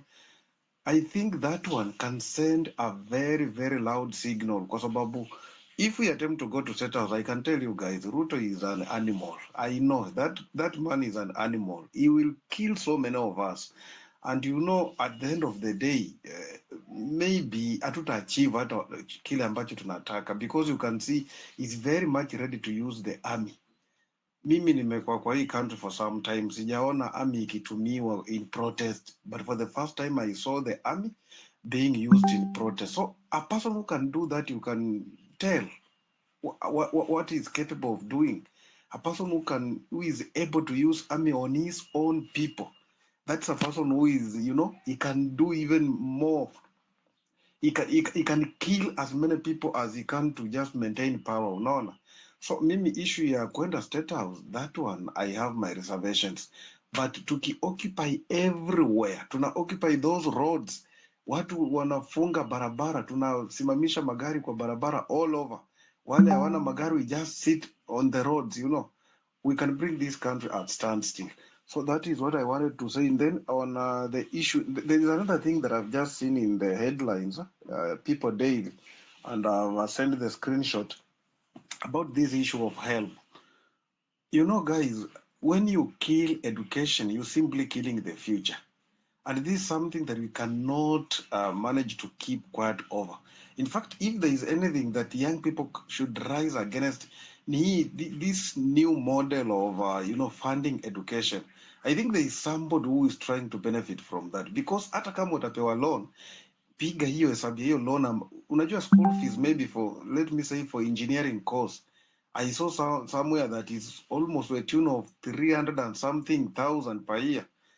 Let me ask, if you, by the time you are completing your course, unafikiri utakuwa na how much to pay? Imagine utakuwa unaanza job na uko na den already. So these guys, I think what they're trying to do, they're trying to kill education, because I've even been following this issue of CBC. Unaona tu from the start, they are killing education completely because they don't want to be challenged. When they realize when people are educated, they become a big challenge to them. So tusimame na tukatae this thing. In fact, if there is any protest that I can join now, hiyo hata sitauliza, hiyo nitaingia bila hata kuuliza any question, because killing education is just killing the future. That one we must reject. There is no way you can leave out 153,000 students without giving them a loan, when knowing very well the school fees is now very high. It's beyond the reach of many poor parents in this country, and you are now denying these people loan. How do you expect them watasoma aje without giving them any assistance? So I think what we need to do now, tutafute one agenda na tunasimama nayo na tunasema we are protesting because of this, because where we are heading now, naona ni kama kumekuwa na a lot of confusion now. Even goons wameingilia those protests, you don't know now what is happening. Unaona Thika Road watu wamejaa na hizi ni za majembe, hizi rungu za majembe hizi, unatembea Jogoo Road unasikia jamaa wanaingia kwa hoteli za watu wanakula free then they go away. So even this protest is now like there is a lot of confusion in it. If I compare with the protest of 25th of June, where guys entered parliament, I see a total difference from now what is happening right now. Hata nilikuwa nasema I wish what happened on 25th June can repeat, because that one was pure organic. I saw very young people, well determined, but sasa ukiangalia now what is happening, unaona goons guys ni kama hata wajui they are protesting over what. Wamejaa kule town, they are beating people, they are snatching phones from people. Now I was even asking myself, why can't we now take time to re-strategize again and come back with a bang? Yani when we do it, Ruto ajue now these are young people protesting kuliko saa hizi. Even now Ruto knows Gen Zs it's like they have retreated a bit. The protests have been left to some goons hired by different politicians. So right now I think we might be losing it. Vile mimi naiangalia, we might be losing it unless we re-strategize again and come back now with a lot of precision. We might end up now losing it. About the next Tuesday, I've heard guys saying we occupy Uhuru Park. Huyu Ruto mimi vile namjua, to be sincere, this guy haezi sikiza kama hii. Hata tukienda Uhuru Park anaweza decide aseme wacha tu wakae hapo, unaona, alafu yeye afunge kule State House, afunge barabara zenye zinaingia kwa important installations, alafu aseme let these guys stay there. But tukifunga barabara, that one itakuwa na impact kubwa sana, because they will not be able to access CBD, they will not be able to access different areas like UNEP kule Gigiri, unaona. When we close such a roads, it will create a serious impact than just going to Uhuru Park, sitting there and atakuja wapatie security wa cordon off Kenyatta highway, wa cordon off Uhuru highway, then mwambiwe now you can just stay there, unaona. It will not make that great impact as opposed to sitting on the roads, having sit-ups on the roads. About the new government that Ruto is trying to craft, I was asking myself, why is Raila, who has always been a voice of the people, now is joining these guys? Then I answered myself, nikajiambia, when politicians, when their interests are threatened, they always gang up. You can see now, opposition plus government, they are now sitting together, speaking in one voice, meaning they are ganging up against us. We have seen these guys who have been, these wakina Gaucho, wakina Onuro Kanga and the rest. You can see now the language they are speaking. You can see now the language they are speaking. It's like they are turning against us. So when such a things happen, guys, we should not keep quiet. It seems like these politicians are now ganging up against us because they know their interests have been threatened. Raila used to speak for the people. Now there is a new voice. Us people, us the people, we are now speaking for ourselves. It's like now Amejua, he will no longer have that voice that he used to have. So Amejua, now these young people are taking up their position to speak for themselves and to speak on their own issues. Now you can see now he's joining Ruto so that they can gang up again. In fact, I'm not even surprised. Some of the goons who are causing havoc in our protests, they are being sponsored by ODM. I will not be surprised, because these politicians is like they speak the same language. They guard their own interests. They don't care about the common mwananchi and so on and so on and so on. So what I can say, guys, we must speak up. We must refuse this nonsense. We must show politicians that this country belongs to us. We must tell them we are the people and we must seize that power, because if we don't do that, these guys watatumiza vibaya sana. They'll end up killing so many of us. You can imagine now these sorry, Miguna used to say Raila is a con man. I tend to even believe now. I believe now this guy is a con man of the highest order, because if you have been fighting for the people and now the people are speaking, why can't you now align to the same people you purport to have been fighting for? So what I can say right now, I think we should re-strategize. We should come up with new ideas. We should change tactics. We should not be predictable. No. That's the only way we shall deal with these guys, because it seems like they know how powerful we are. They know what we are capable of doing. So they just want to come together, coin themselves into a certain, class, so that they can be able to deal with us common mwananchi. Otherwise, I thank you guys. Thank you, Psycho. Thank you, Raymond and Sir Jones. Thank you very much. This is very educative. Keep on, bringing such a kind of space. We keep on getting more information on different topical issues, and it's very valuable. Thank you very much. Thank you so much, CY. So we also have so many people requesting for the mic. Kindly naomba tukue very like kidogo ndio tuweze kuwasiliana. Thank you Devon, unaweza kuingia hapo. After Devon tupatie Dr. Kamande. Yeah, karibu Devon.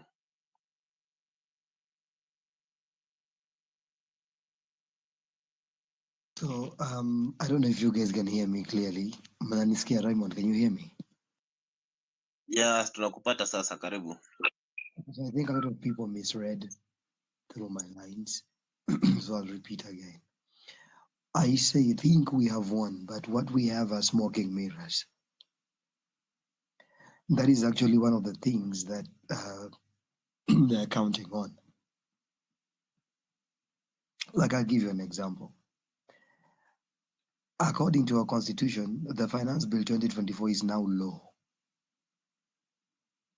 So hakuna win tuko hapo nayo, bro. Like, constitutionally, Finance Bill is now law. Number two, I want to ask you a question again. Where do you think the political class is getting their audacity to do the things you're saying they're doing? Nataka ukae chini ujiulize sana. Drop your mic. Can you hear me? I'm asking, where do you think the political class is getting their audacity? Wewe unafikiria Ruto anatoa wapi audacity ya kuambia polisi apige watu marisasi without fear? Wewe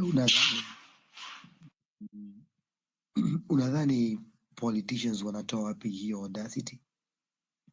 That place where they are getting that the audacity is where our problem. Divona asikiki. No, siwa I think you're having connection issue, so unaweza kuteremka and then utapanda. Divona anaongea.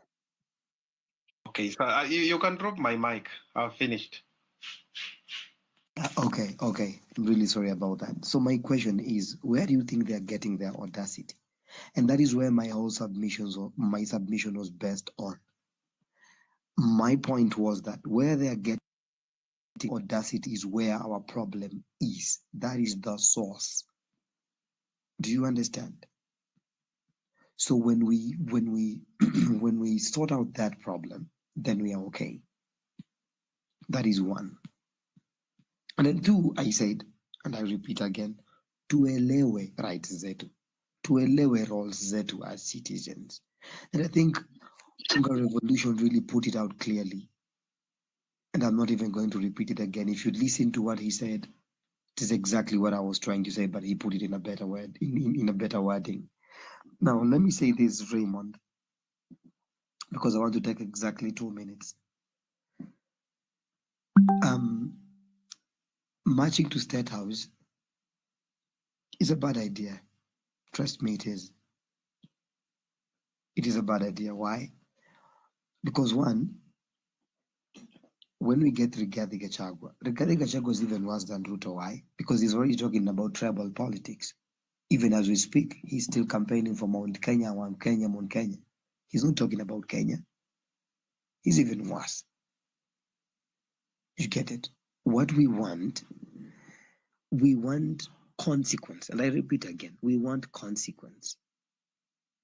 Sasa nyinyi jiulizeni, nani ana deny Kenyans consequences for atrocities committed? Nani ana deny Kenyans consequences? That is the question that we should ask ourselves. Because if members of parliament knew that they have consequence to their actions, they wouldn't do those things. If the president knew there are consequences to his action, he wouldn't do those things. Hata angengoja tutoke streets, he would have that fear in him. Me, I'm telling you for free. Revolutions take time, and these people know that.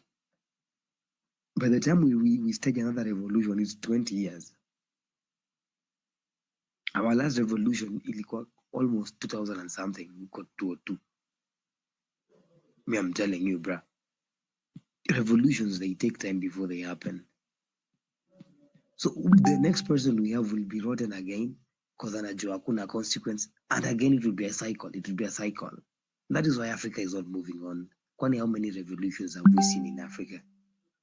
Gabon imekuwa na revolutions ngapi? They're still fucked up. DRC imekuwa na revolutions ngapi? They're still fucked up. So many countries have had these revolutions that have done nothing for them. Why? Because they went for politicians. Politicians are just the representatives of the problem. And that is what I'm saying. If we want to sort out our problem, to end the source of the problem. What is this source? Now, number one, unaona most countries that are doing good, they have something called the parliamentary system, not the presidential system. Like Kenya has what we call presidential system, where the president has the final say. Parliament inaweza andika, inaweza draft bills and whatever, president anakataa kusign. It doesn't, hakuna shit mnadu. You get it. Mnamrudishia anakataa kusign. It happened during Uhuru's time when they wanted to appoint some 24 JSC, whatever, members or whatever. You remember Ruto ndiye aliingia akawaeka. He named a few G7 or 8 akawaingiza. We saw it. He had the final say. But if we have a country where the president has no hold over the parliament, kitu parliament inapitisha ndo kitu ina happen, then that is where we begin, and where public participation is actually public participation, because in Kenya we don't have public participation. Bro, me hear people talking about public participation, I'm like, we anasema what public participation? I give you an example of the other day. They were like, Kenyans want the finance bill. 64% of Kenyans are happy with the finance bill. That is what the public participation report read. That we are happy with it. 64% of us. Were we? We weren't. So what I'm saying is, hakuna kitu kama public participation Kenya, bruh. So if we have a parliamentary system that is actually working, we shift from the presidential system to parliamentary system, and it's actually working. Presidential or any what do we call it? Public participation is actual public participation, like the way Unga Revolution put it in Switzerland. That is how we start, by sorting the problem from the source. Nanelewa. And when we have an independent judicial system where President akiblanda anakuwa summoned, arrest warrants na minkitu. We have very many members of parliament wenye wamepatiwa arrest warrants hawajai kuwa arrested, because no one fears our judiciary. Our judiciary is a blunt knife. Watu wanaogopa judiciary ni wezi wa kuku. Watu wanaogopa judiciary ni wezi sijua nini. Petty people, petty thieves. Ni sisi wananchi ndo tunaogopa judiciary, because it's a blunt knife. Blunt knife huwa inakata mgomba wa ndizi peke yake. You get it? Ukienda katia ngombe mguu unapiga hivi nakata, because it's fucking blunt. It only cuts the vulnerable. You get it? But to fall a tree, a blunt knife will take forever. Hata uwezi kata mti na blunt knife, FYI. That's why I'm trying to say, when we have a judiciary system that is feared, mtu akiona chief justice ni kama ameona nemesis, yani ni kama ameona sijui nini. We want to have a chief justice who is actually a chief justice. We want to have a judicial system that is actually a judicial system, not a puppetry. You get it? We literally begged the president to appoint judges. Begging. And do you know how many years that shit took? Bruh, it took 5 years. Ndio akakuwa appointed. Judiciary, you beg budget allocation, bro.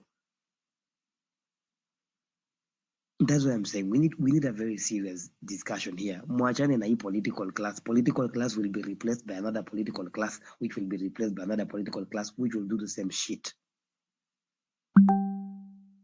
But when they fear, ile one step mistake against the constitution is a direct ticket to jail.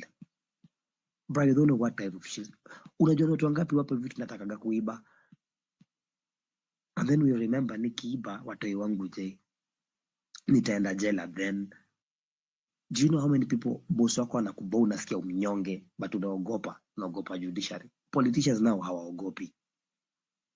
Akisikia kuiba anaiba, akisikia kuua anaua. They are not like us. Why? Because of the judiciary. So hata tutoe Ruto, hata tutoe nani, na judiciary yetu ni hii. We are doing zero work. That is exactly what I'm saying. We need to have a president who can be prosecuted even when he's in office. Because always in Gambia, that our president has 10 years ya kuloot. That is exactly what happens in Kenya. That, like, I'll give you an example of Uhuru Kenyatta. When he took power in 2013, we gave him a free ticket to steal for 10 years. Hatuwezi tukashtaki Uhuru before atoke presidency. By the time anatoka presidency, the damage is done. Ashaiba for 10 years, ameiba trillions of dollars. I'm not talking about of Kenya shillings. Ameiba billions of dollars. Enye ni budget yetu ya 3 years or something of a country. Ati tunangoja amalize kuiba ndo tumpeleke kwa koti. Can you imagine that nonsense? Kama Ruto saizi ati hatuwezi mpeleka kotini. I saw another post by Flo anasema we have to wait for Ruto to finish his term, then we take him to court. What type of nonsense? When we actually have a judiciary system that wewe president, wewe na hiyo nini yako unachukuliwa, unakuja, unakuwa answerable. When you're summoned by parliament, unakuja, you leave what you're doing, you come, you are answerable. Pesa imeibiwa, ndio hii. Auditor General amesema pesa imeibiwa. Nani ameiba? Kuja hapa ndani. It is that simple. Si ati sijui we have who to say what, huyu anasema nini, sijui what committee to ask what the fuck? Why do we have committees to question these people? Let these people go and face the judicial system. Huyu mtu amenunua kalamu na 10 million. One biro pen amenunua biro pen moja na 10 million. Unampeleka kwa parliament committee afanye nini? Akawaambie nini? Take this guy to court. Let him tell his stories kwa court. A court that is not compromised. Na akitoka hapo anatoka hapo akienda kula maharagwe. Hadi siku hiyo kesi itaisha, waamue kwa innocent atoke. Sio anatoka hapo akiingia kwa chopa akienda kwake. Na amekula 10 million. Anaingia kotini na chopa. Analand a few meters away na chopa. Alafu anapanda gari yake, Cadillacs and whatever the fucks. Anaingia kotini. Then anatoka the same way he came in, like he's a fucking VIP and he's a fucking criminal. It's because we have a judiciary that is not feared. They are the cause of our problems, not even William Ruto. William Ruto found mimi nilipata job mahali. When I got to that company, kulikuwa na supervisor anaogopwa. Bro, ujamoni za fikiria kampuni ni yake. So when I got there, I saw this company is fucking rotten. And I was asking, what the fuck? Huyu jamani supervisor mani mwenye kampuni? And it was very hard for me to bring change because kushaharibika. So even when you're trying to bring change, ushapata, it is rooted to the core. Watu washamuogopa na ni hivyo. You get it? This is exactly what is happening in Kenya. Hata William Ruto amefika hapa amepata, ikitu iko even rotten, like he's going with it. So we need to first of all instill fear in these guys. Give parliament the real powers parliament needs to have. Because parliament says in errand boys. So when you the people who are supposed to be errand boys in the cabinet secretaries, not parliament. Cabinet secretary amepatiwa nguvu na president. President amewapatia, sio sisi. We don't know about the cabinet secretary mambo yake na president. So anaweza kuwa errand boy because he's fucking serving his master. But a member of parliament cannot afford to be an errand boy. Why? Because he was not put there by a favor. He was put there by us. And we need to put and remove him at will. You understand that? And that is exactly what Unga Revolution was saying, that if we really can recall MPs at will, wewe unakaga tu kijua any minute tunakutimua baba. Any minute baba umeenda. Like we're not even capping. Tukitaka uende ni kanyaga. It is that simple. That is how you make countries run. Changing presidents has not helped DRC Congo. It's not going to help Kenya. We have had 4 presidents. Same problems, same shit. I'm not saying William Ruto is good. Don't get me wrong. I am saying William Ruto will go. We will have Rigathi Gachagua worse than him. Then we conduct an election, which again, there are no consequences to stealing an election. We have another worse president put in by US because we all know who put William Ruto there. William Ruto was put there by America. We all know that. So we get another one put there by US or put there by Russia or put there by whoever, start serving the interests of another, I don't know, sijui itakuwa sasa ni IMF ama itakuwa ni Russia ama itakuwa nani. Because there are no consequences here. That is what I'm trying to say. Our governors, tuanze kuwaita home. Like these are the fool from this governor. Because if there's only governor who is trying to do something new to Mombasa, actually. This one in Machakos here. Nonsense. This one in Orengo. People from Siaya. If you're from Siaya, you know Orengo is full of trash. He's a nonsense man. Hakuna kazi anadu Siaya. Hakuna stima Siaya. Hakuna maji Siaya. Hakuna anything Siaya. But because he's in ODM, Siaya people acting like Orengo is a very good guy. And he's fucking trash. He's fucking trash. So when we can actually recall these people, warudi nyumbani, waogope, wajue kuna consequences. That is my point. Let us stop celebrating smoking mirrors like we are. These are fucking smoking mirrors. Hakuna finance bill imeenda. That thing is now low. Soma katiba utaelewa why I'm saying it's now low. CSs hakuna penye wameenda. Do you know why Duale alichukua mic akasema they will not allow SG protesters to do what? And he was fucking fired. Amekuwa fired and he's saying he will not allow us who? Do you know why he's saying that? Do you think he does not know he was fired? I'm telling you, these are smoking mirrors. And if you know how the government works really well, then you know these are smoking mirrors. We have had 6 days without government, without executive. How do you think the country is running? These are smoking mirrors. Hiyo kitu tumepatiwa ni breadcrumbs. Let us stop celebrating breadcrumbs.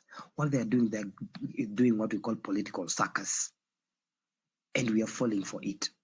Wametuletea issue ya Baba. You think Baba is stupid? You think Baba is stupid to just stand up and say Ruto is okay? Tuongee na Ruto. Baba is being used for something called political circus. Political circus ni ya divide watu sasa. It's called divide and rule because we have politics embedded in us.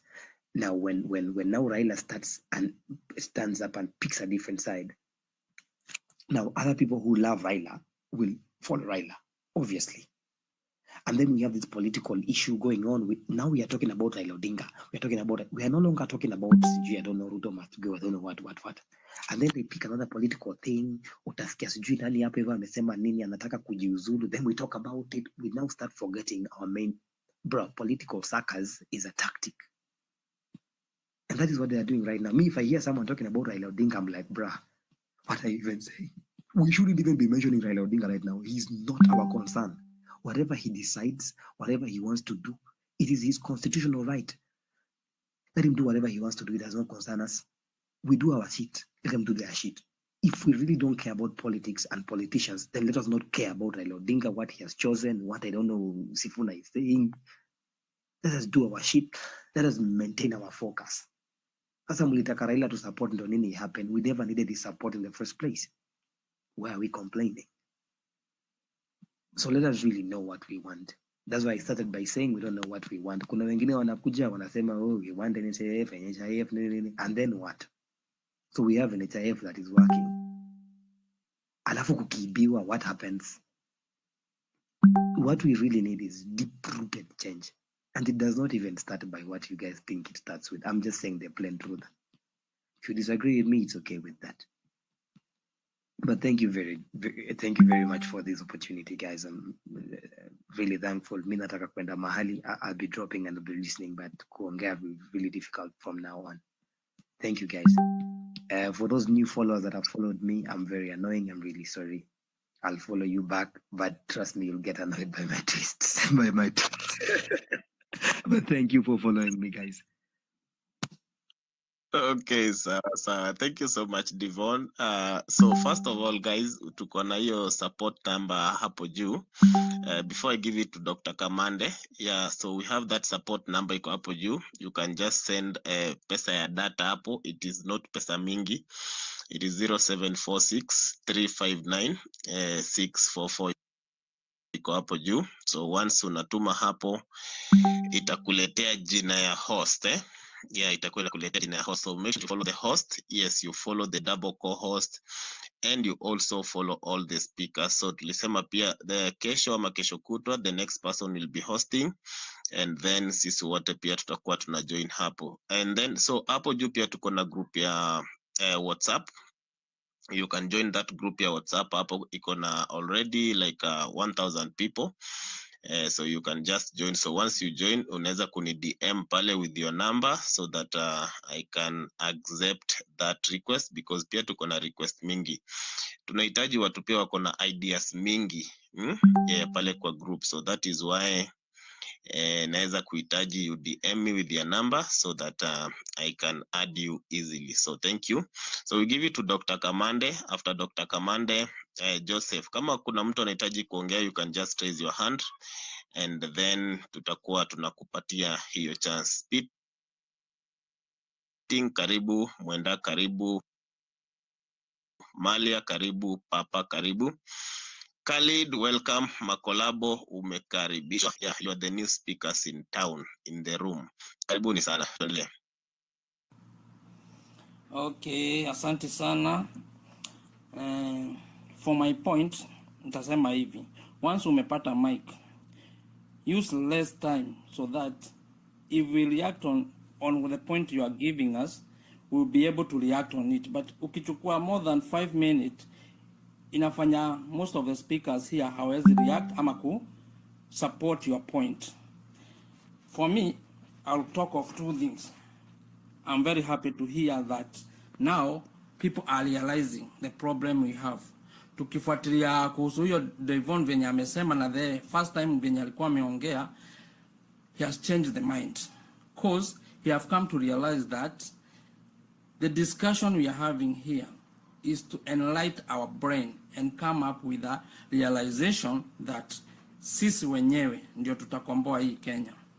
Hamwezi mkasema ati the movement iko hapa na haijui kwenye inaenda. We know where we are going. That's why we are saying, if we move on, the 7th day, we walk to the State House, we are having our grievances whereby we are going to direct them to the president. And the last grievance down there, it's you resign. That's the first point. That's why we are saying, if we take the 7 days, the 7th day, we are going to walk to State House to present our grievances. And the last grievance is, you resign, guy, if you can't do what we want. This is an indication, and I support what Divan has said. This is an indication to make those readers there to fear the mwananchi, the poor man. Because hata kama president atatoka, Ruto atatoka, tunasema Gachagua atakalia. Gachagua will be in fear because anajua within less than 1 year, asipofanya vyenye sisi tunataka, tutamweka nje. We are the employee. He is our employee. We are the employer. He is our employee. So, hapa ndio point iko. Tunaongea sana na tumekuja ku realize that hii ni public participation iko hapa. Kila mtu alete brain yake. Mwingine akakuja akasema, tukienda Uhuru Park, tutakaa pale and we are being cordoned by the police. We are not all going to Uhuru Park at once. We are moving to Uhuru Park team by team. That's why we have given 7 days. Yenye kila group itakuwa ikikuja, tukiongezeka mpaka tukue 1 million. As we are coming to Uhuru Park, there are other people wenye wanafunga barabara huko, airport imefungwa, kila mahali, police hawako mahali pamoja because these guys, we are very strategic. Wengine watakuwa barabarani wakifunga, wengine watakuwa police station, wengine watakuwa airport. Yani, we are making them to be confused so that we win our goal. Hatuwezi tukasema ati sote tunaenda Uhuru Park. No. Some other people will be at the road parking their car and the car are not moving. So, whatever we are discussing here, we are bringing strategies whereby we are going to win our goal. Na tukiwin our goal, hata governor akiwa ofisini kwake atajua if watu wamemtoa huyu jamaa, hata mimi niko barabarani naenda nyumbani. So what will the governor do? The governor atakuwa very open, atakuwa very proud of his work, na atafanya what we are telling him to do. We are going to give our grievances to each and every governor. Na governor atakuwa akifanya hivyo because he know or she know within a duration of 1 year, if I don't do what the guys are saying, I'll be out. Iyo ni kuinstill fear to those people. You understand? Lakini tukisema ati sisi tutaenda pale to petition court, like yesterday, we petition court tukawaambia the IG has already put off our demonstration within the CBD. Tukawritten the court tukawaambia, if you are not going to give the ruling within today, we are going to tutachoma hii court. So wakatoa ruling on favor of the poor man. Kwa nini? Because they fear us. That's the movement. That's now what we are changing Kenya. hata kama ni CJ akiwa yuko pale atakuwa akifanya vile tunataka, cause he know the constitution what it says and he know to do good. The president know how to do good, but anajua cause sisi tumekuwa reluctant na tunaogopa, that's why he don't do what is supposed to do. Si atumseme ati Ruto hajui vyenye anastahili kufanya. Wakati ule anachukua Raila, wamalizane huko na sisi tuendelee na streets, anaileta in the government, anajua kabisa I'm oppressing the poor man because the poor man hana la kufanya, but this will be a turning point ya kumuonyesha kwamba tutakuflazimisha uresign, na mwingine atakalia hapa akikataa kufanya venye tunataka tutamlazimisha kuresign. The governor tutamlazimisha kuresign. We are talking now the layman language so that kila mtu ajue. Hata MCA wa pale chini, watu wakishikana wa hiyo ward watamlazimisha kutoka. Hata OCS wa pale kwenu tutamlazimisha.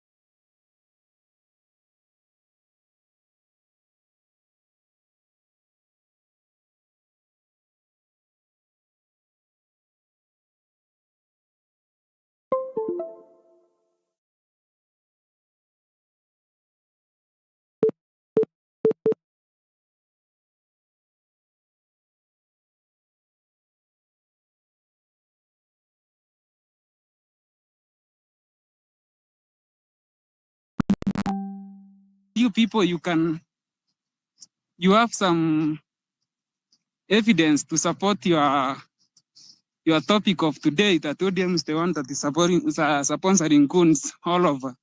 But I can say that ODM has failed, and everybody can agree that. Okay, for me, I can say that for now. Thank you. Asante sana.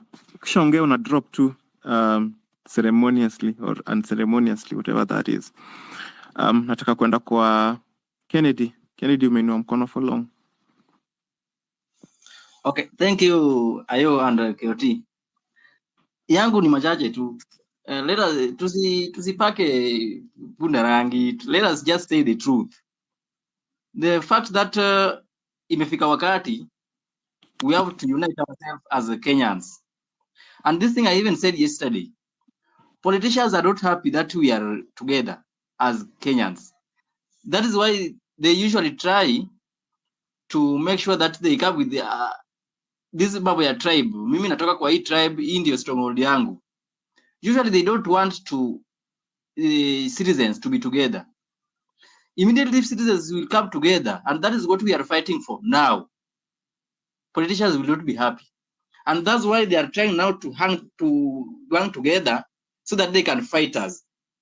ODM as a party, I don't say, me kutoka kitambo, I come from Nyanza, but usually I don't support Raila and his party as a ODM. The reason being, the man has been yani amekuwa akijificha tu nyuma ya wananchi for his own benefit. Unapata hata hii katiba sasa hii tukiangalia vizuri, hii katiba mwenye ana benefit kwa hii katiba sana ni ODM as a party, and the leader of ODM is Raila.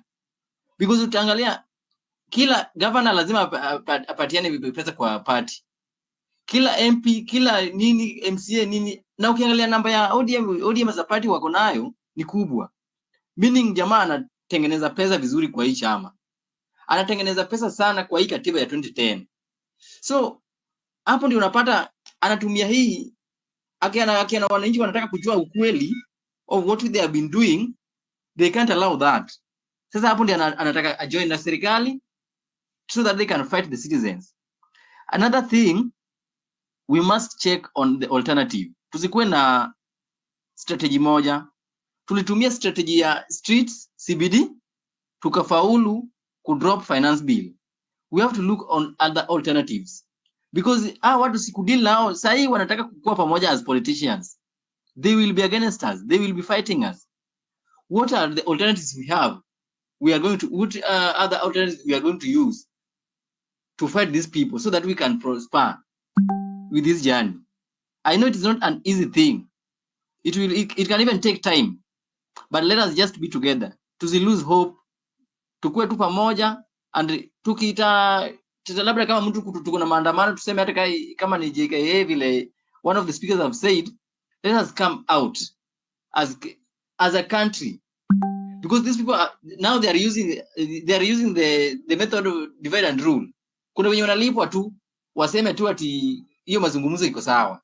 Si ati they are of the goodwill of the mazungumzo, but because they have been paid so that watu wanaweza ona kuna wenye wana support hii mambo ya mazungumzo, not that they are on a goodwill of the negotiation. So what I can say, tutafute strategy mpya na tuangalie vile tuta move on na hii movement. Otherwise, thank you Mr. Yu. Asante sana Mr. Kennedy. Tracy Owiti, how are you?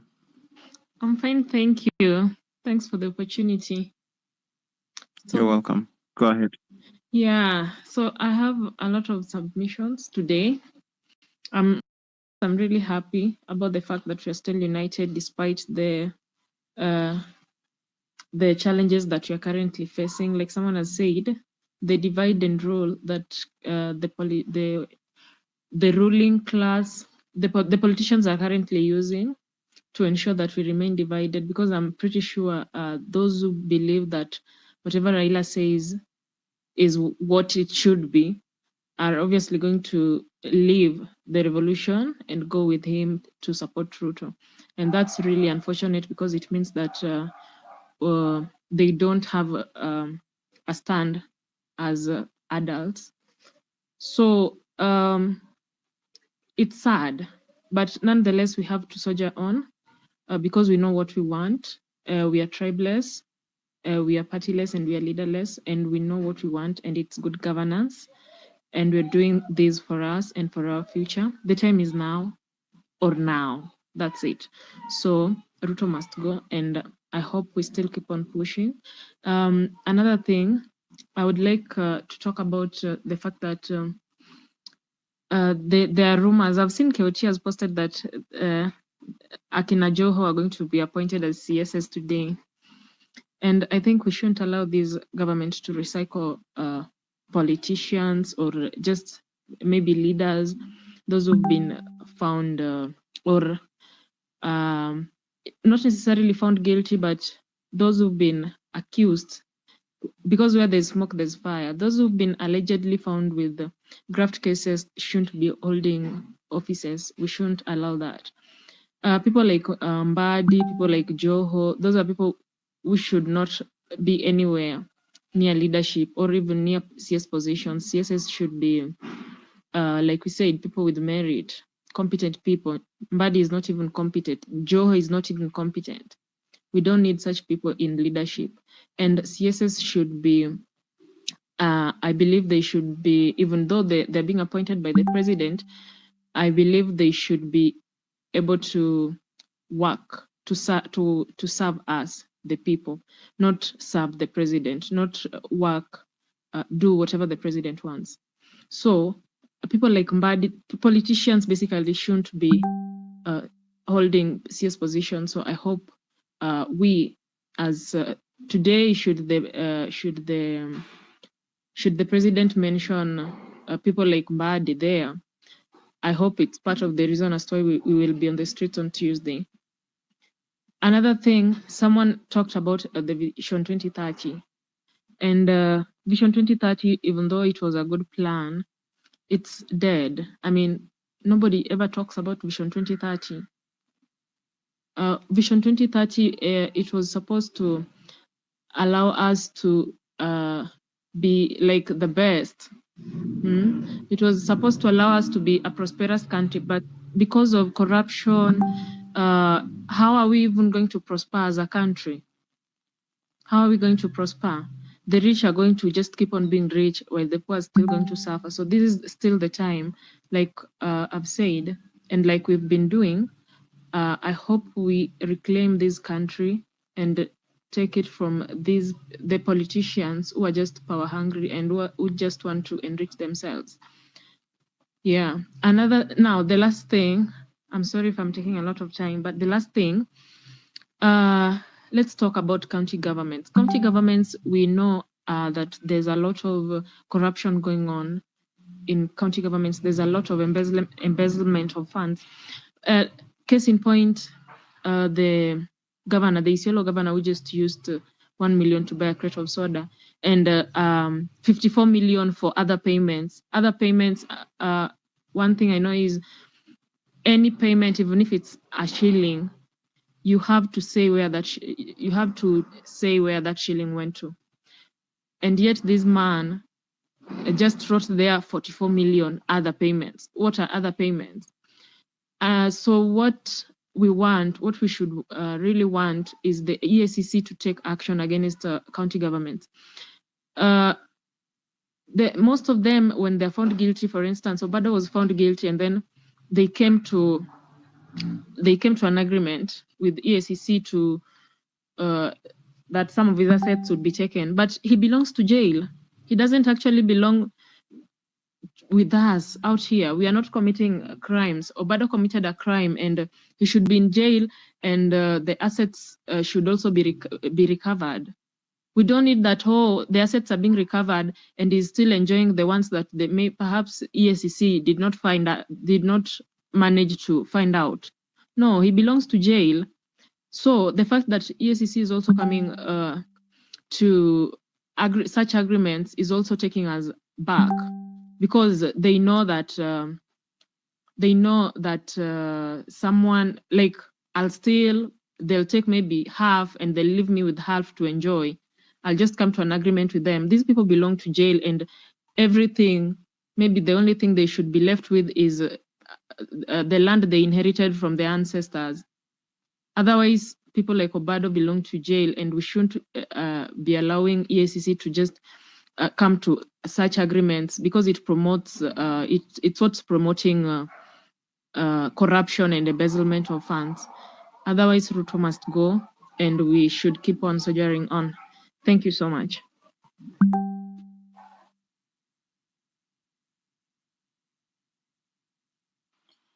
Can I speak? We had who wants to speak? Simon, we had an order, please. I'm here. Yeah, we had an order. Okay. Just a moment, Simon. Just a moment. We had an order. After Tracy, we go to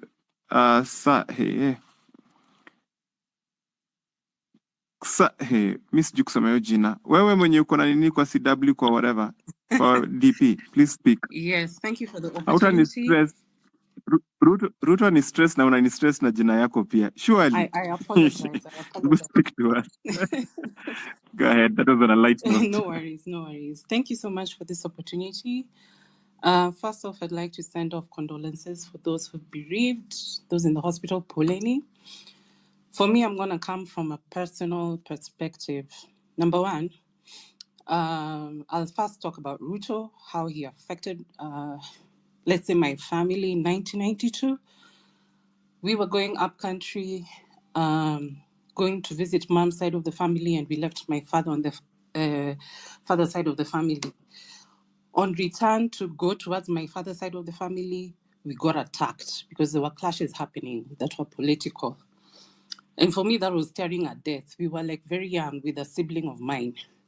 From that day, I just knew this guy is out to kill people. He's out to just cause the utmost harm so as to have the upper hand politically.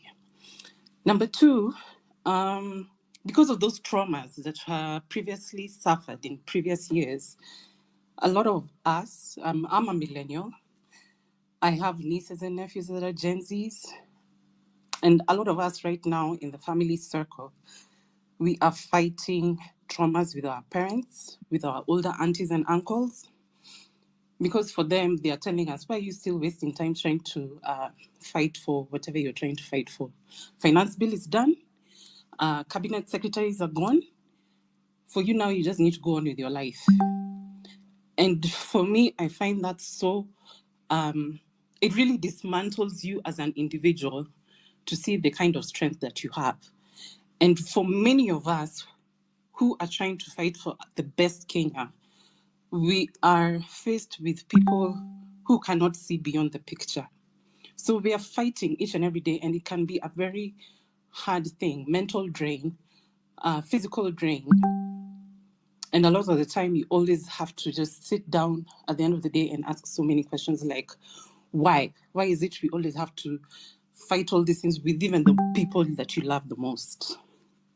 Thirdly, on the protests, I've been to the protest twice. And for me, I can just say, there's this thing that we do. I'm a business person as well. There's this thing that we do when you're going for your deal, when you're going for something that you really want. It's how you're going to strategy with your utmost brain. You'll use your entire brain. I think for now, we really have to think so hard on how best to move forward, but at the same time, not show out our cards, because literally we're dealing with monsters. And every day when you're trying to get the best out of, your day-to-day life, it can be so discouraging. It's a trial and error thing. It's a trial and error thing. But what is advantageous to the Gen Z movement is the energy people have, circumstances that arise that people don't have jobs, people don't have a lot to dwell on. So there's a lot of energy they're going to give into this movement. I think we best use that to our utmost degree, so that at least when you are focusing on that goal, as much time it's going to take or little time it's going to take, we're going to achieve it. Thirdly, I'm just going to say thank you to the Gen Zs, because a lot of us millennials who used to stand up to institutions, stand up to parents, stand up to elderly people, a lot of the times we used to feel alone. But right now, I'm feeling vindicated. I'm feeling like, oh my God, I am being heard, because there are other people who are talking the language that I'm talking. So I'll encourage you guys just to keep going on. You're encouraging me every day to even keep going and standing firm, because every day, wherever I go, as I'm doing business, I'm talking about this and telling people, you have to stand up for what is right. We need a better Kenya. We don't need to be going outside of the country. We need to make things happen so that we have the best future possible. Thank you, and God bless. Thank you so much. Smith. Thank you for this opportunity. I would like to ask that where was ODM in 2022 during COVID? No, not 20. It was around 2021 during the scandal. Ile yenye mask ilidonatiwa ikaepa ikaenda. ODM was there, and those people who were caught up in those scandals, amongst them were the kinds of Junet. So we know what we expect. We know what we should expect when ODM joins the government.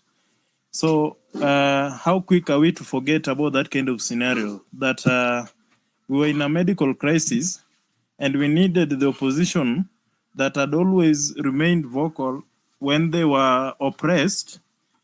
If it was during that time they were in support of the wananchi, but when they got an opportunity to steal, they stole. In fact, in the crisis they added as more crises.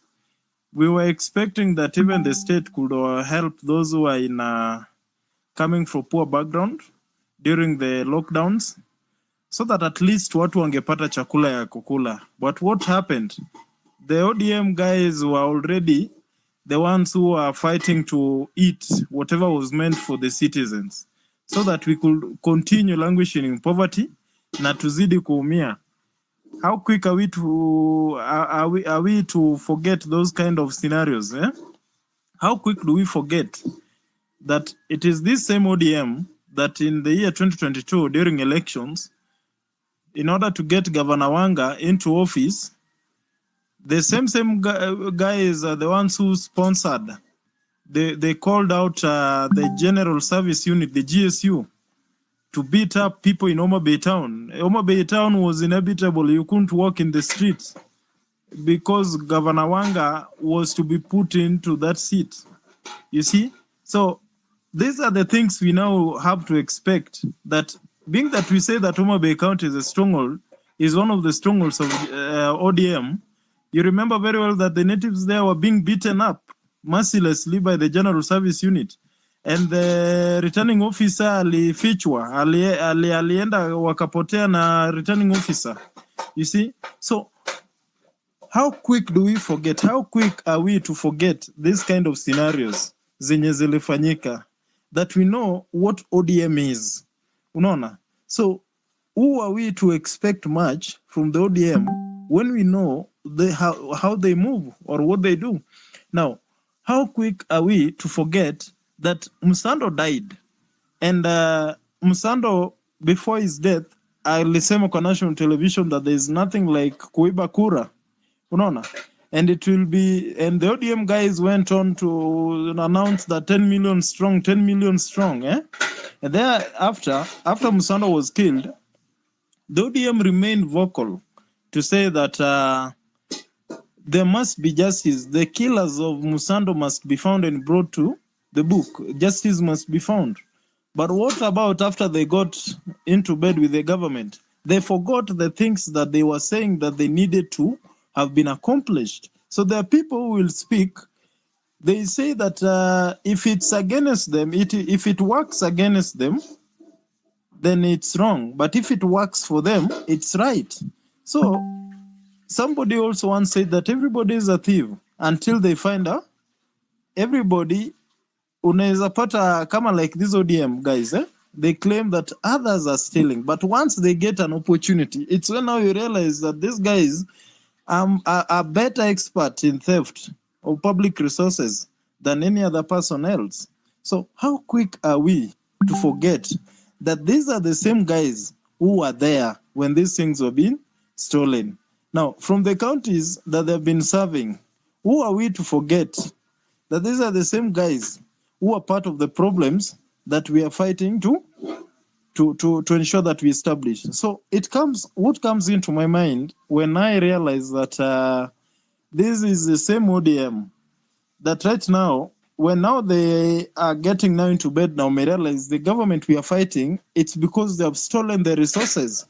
What do we expect they're going to do? Are they going to stop the theft? No, they're not going. They're rushing in there so that they can also take the resources that are there.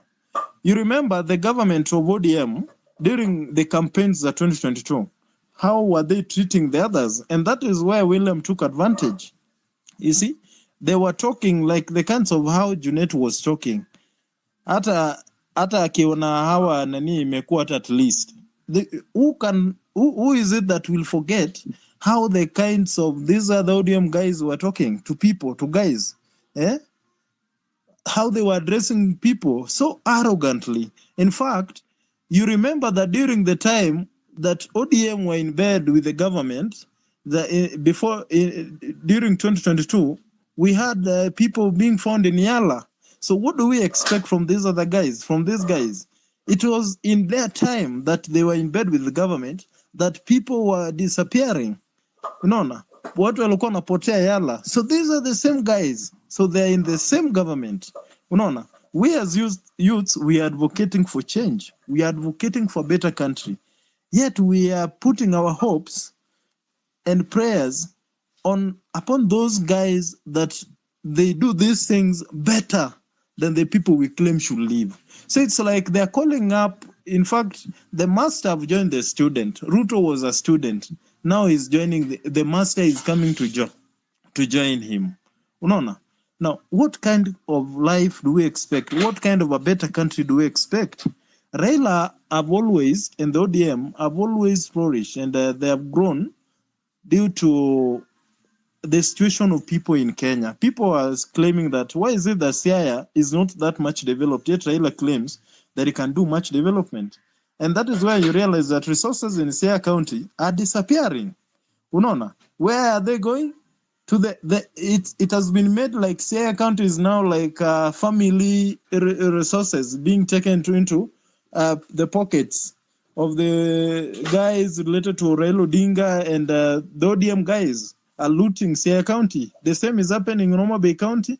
The same is happening in Migori County. And if you fail to cooperate, then you become the bad guy. Now, we remember very well, and how quick are we to forget the events that happened during the Obado and Sharon stuff. Obado was against Raila Odinga and the ODM, and the elections were approaching to replace the senator. So the competitor to ODM was very strong. And by then, Obado was a rebel. And if in any case Obado was out to campaign against Raila Odinga, then the ODM fraternity were going to lose. So how is it that we can forget to not to even look at it widely and ask ourselves, what if it was a move that was made and geared by the ODM fraternity to ensure that they put Obado in a certain trap, Onona, so that even as much as we claim that Obado was also guilty, we know that very well.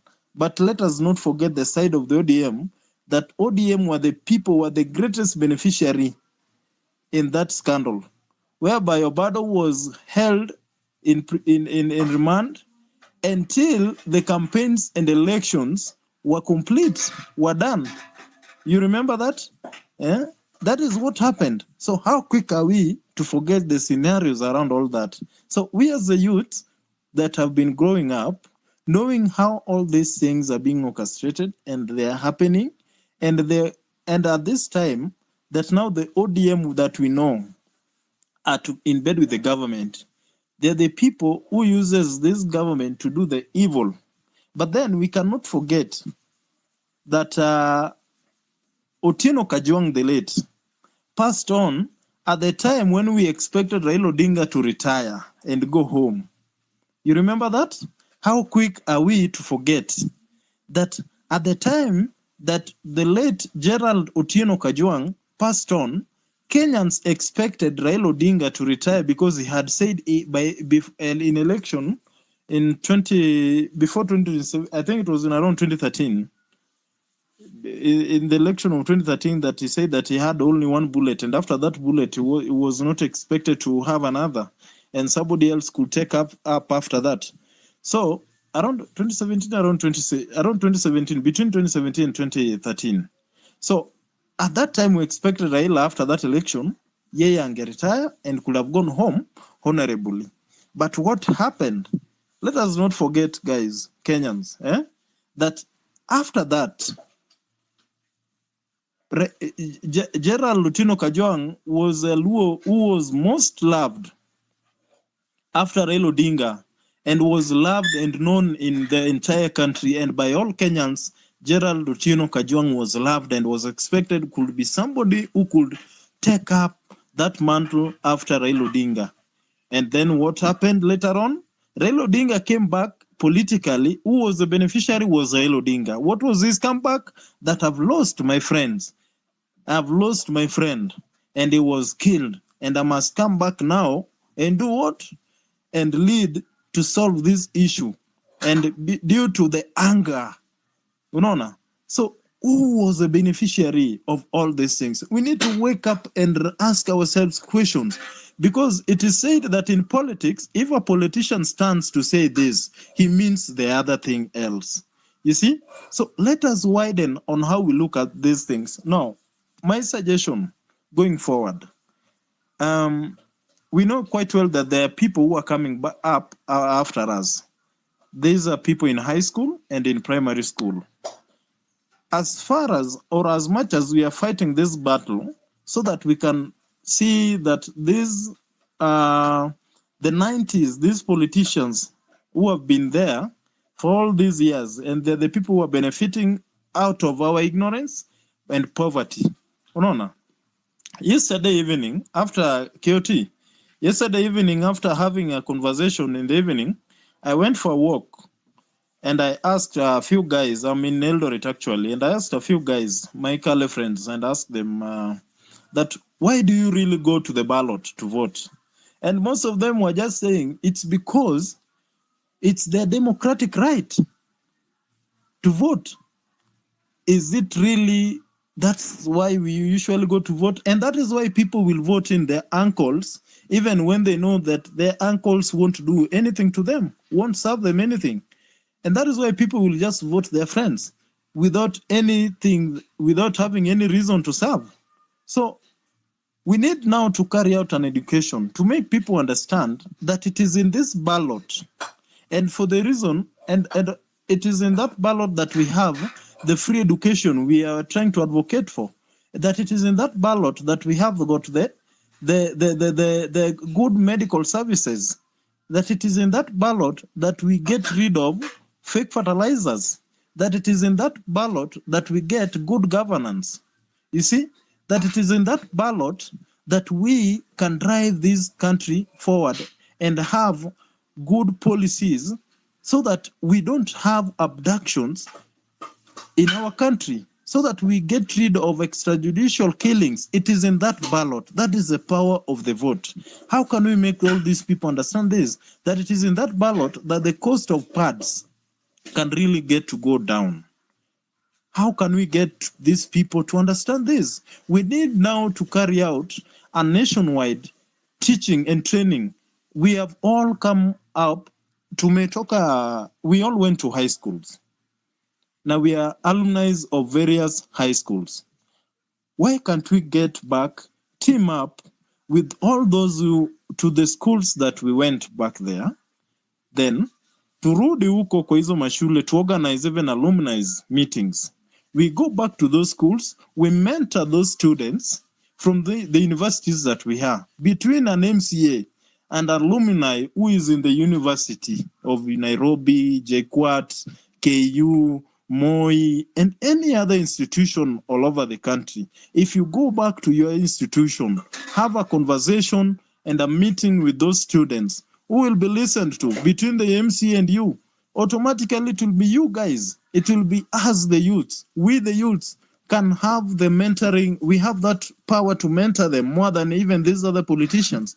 Let us go build more Gen Zs down there. Let us help them understand the power of the vote and let them go back home and influence more in those in primary schools that they went to.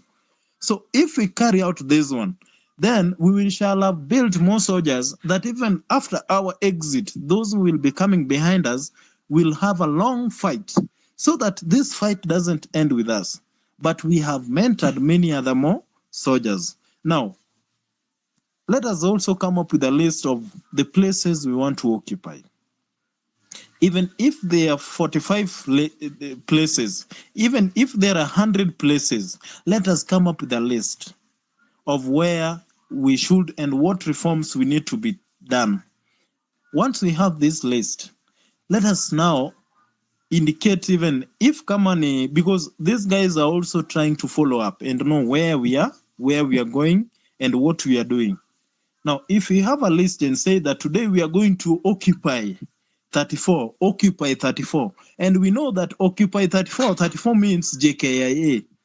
Yet the list ilikuwa imetolewa even a month ago of these places. Then we just wake up and say, today we are occupying 34. You see, most of them will not know that what is the 34. But for us, we shall have known clearly that 34 is this. And if a member fellow youth asks you, what is 34? You explain to these guys 34 is this and this. Let us go to 34. Let us occupy number 2. Number 2, then we know very well that occupy number 2 is going to State House. Then number 2, we know we must go to State House. And guys, let us not forget that Gachagua was the beginning of all these problems we are experiencing today. We are focused so much in correcting Ruto and forgetting Gachagua. And Gachagua is trying now also to be like Raila Odinga. You see, he's also trying to hijack whatever is going on. But let us remember that Gachagua told us on our faces that there are no jobs. Yet we went to the ballot so that they could create job opportunities. Why do we then have elections after every 5 years? And why do we get in? We get them there. We got them there. If they couldn't have a solution to all this, we got them so that they could create opportunities and identify those opportunities for us. Not to go there and tell us that there isn't any of the opportunities. So guys, let us stand up. Let us stay focused. Let us stay determined and strong forever. Let us stand up for one and for all. And to my fellow Gen Zs, everywhere you go, tembea na firimbi yako kwa mfuko. If in any case umeona gari inataka kwa abduct, kindly let us pass this information. Mimi natembea na firimbi yangu. Blow your whistle. Sema hata maziwa. Referenda katalia kote. Kitaka ulipie tu kadi lakini maziwa mpaka ninywe. Haya, cheza vizuri sasa. Ensen anza soka nzuri kule mbele. Hatari kule lakini inakata kwa kichwa. Wanaingia tena nzuri. Cheza. Fresa maikabu. Kabu hata vile kosa la kadi. Kosa la kadi. Referee unaona venaka. Naam. Mkono nyuma. Nazungumza nimeona. Nisema nisikie. Ilikuwa ni madhara. Tuangalie. Hayo ni haibu.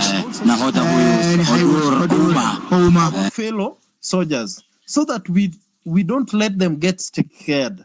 The reason why people are getting scared right now is because when somebody is being abducted, people are standing and creating that gap to distance themselves instead of rushing there to save this other guy.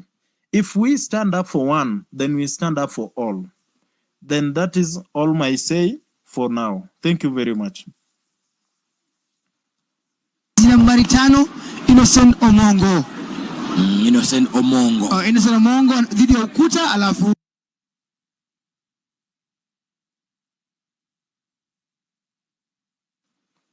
someone will take over.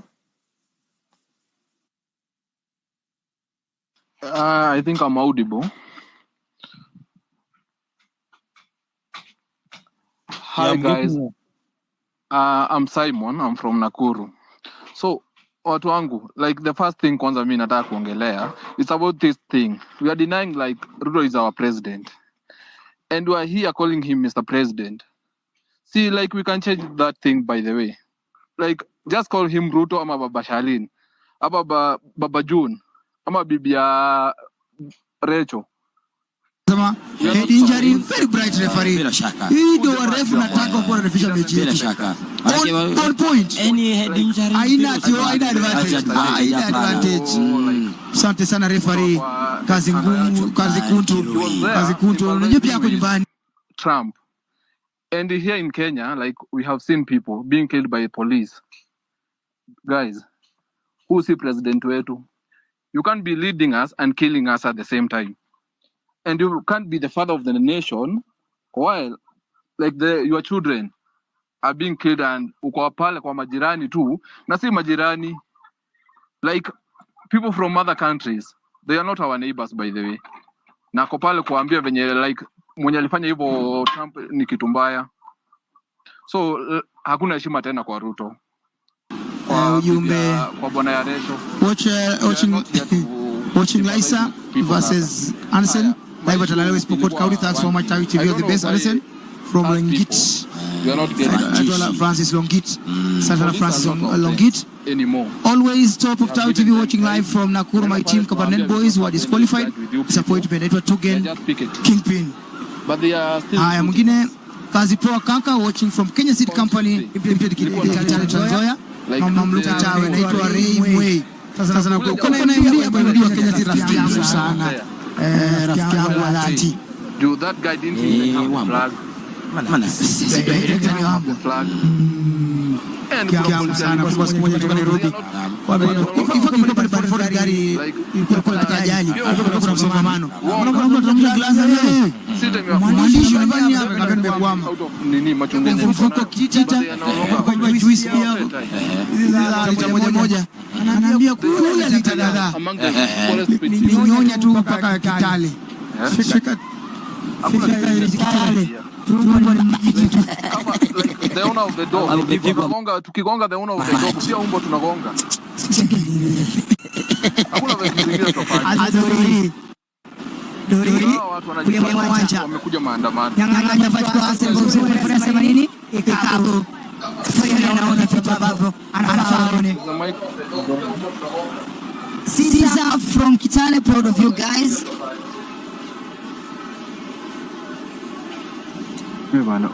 Caesar, Sante, watching live from Anisens or the best my school, Meli.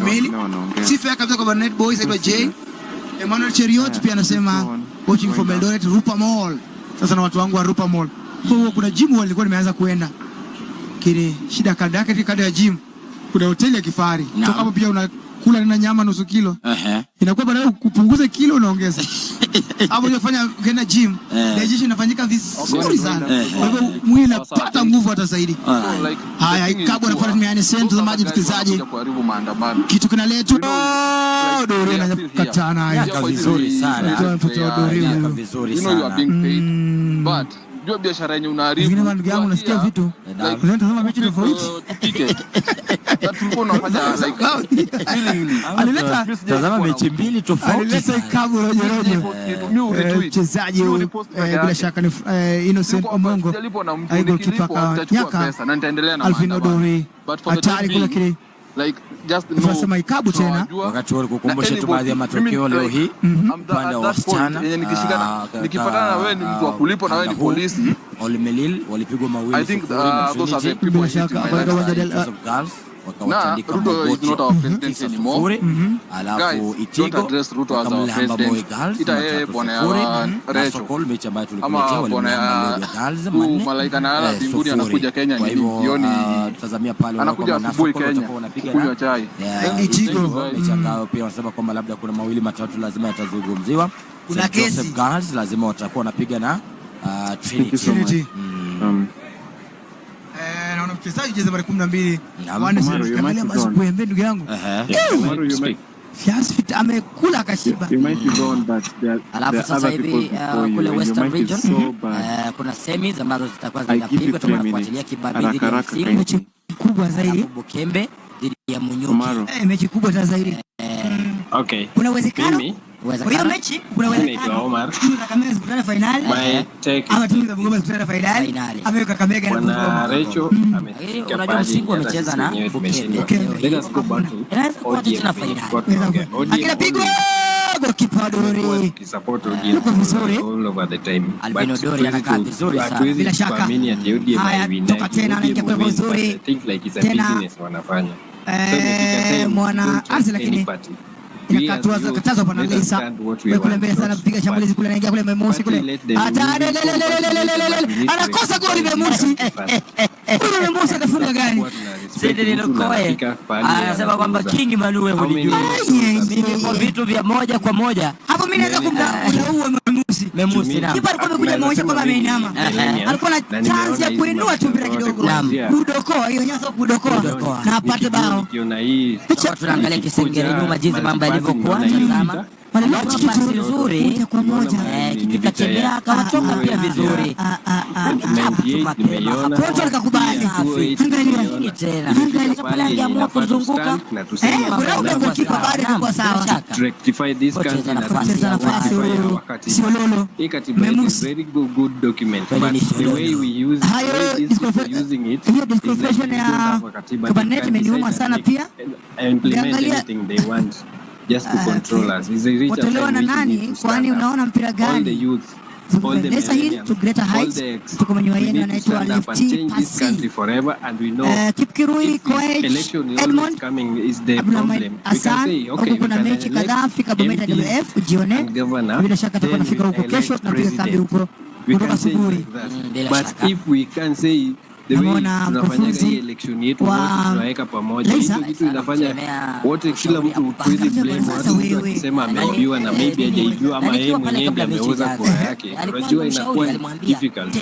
You always wako na followers, ODM always win. I believe ODM always win, but there's a business they've been doing with the government, which is mchezaji anasema cheza kirobot. We don't need to beg anyone, we don't need sympathy with anyone.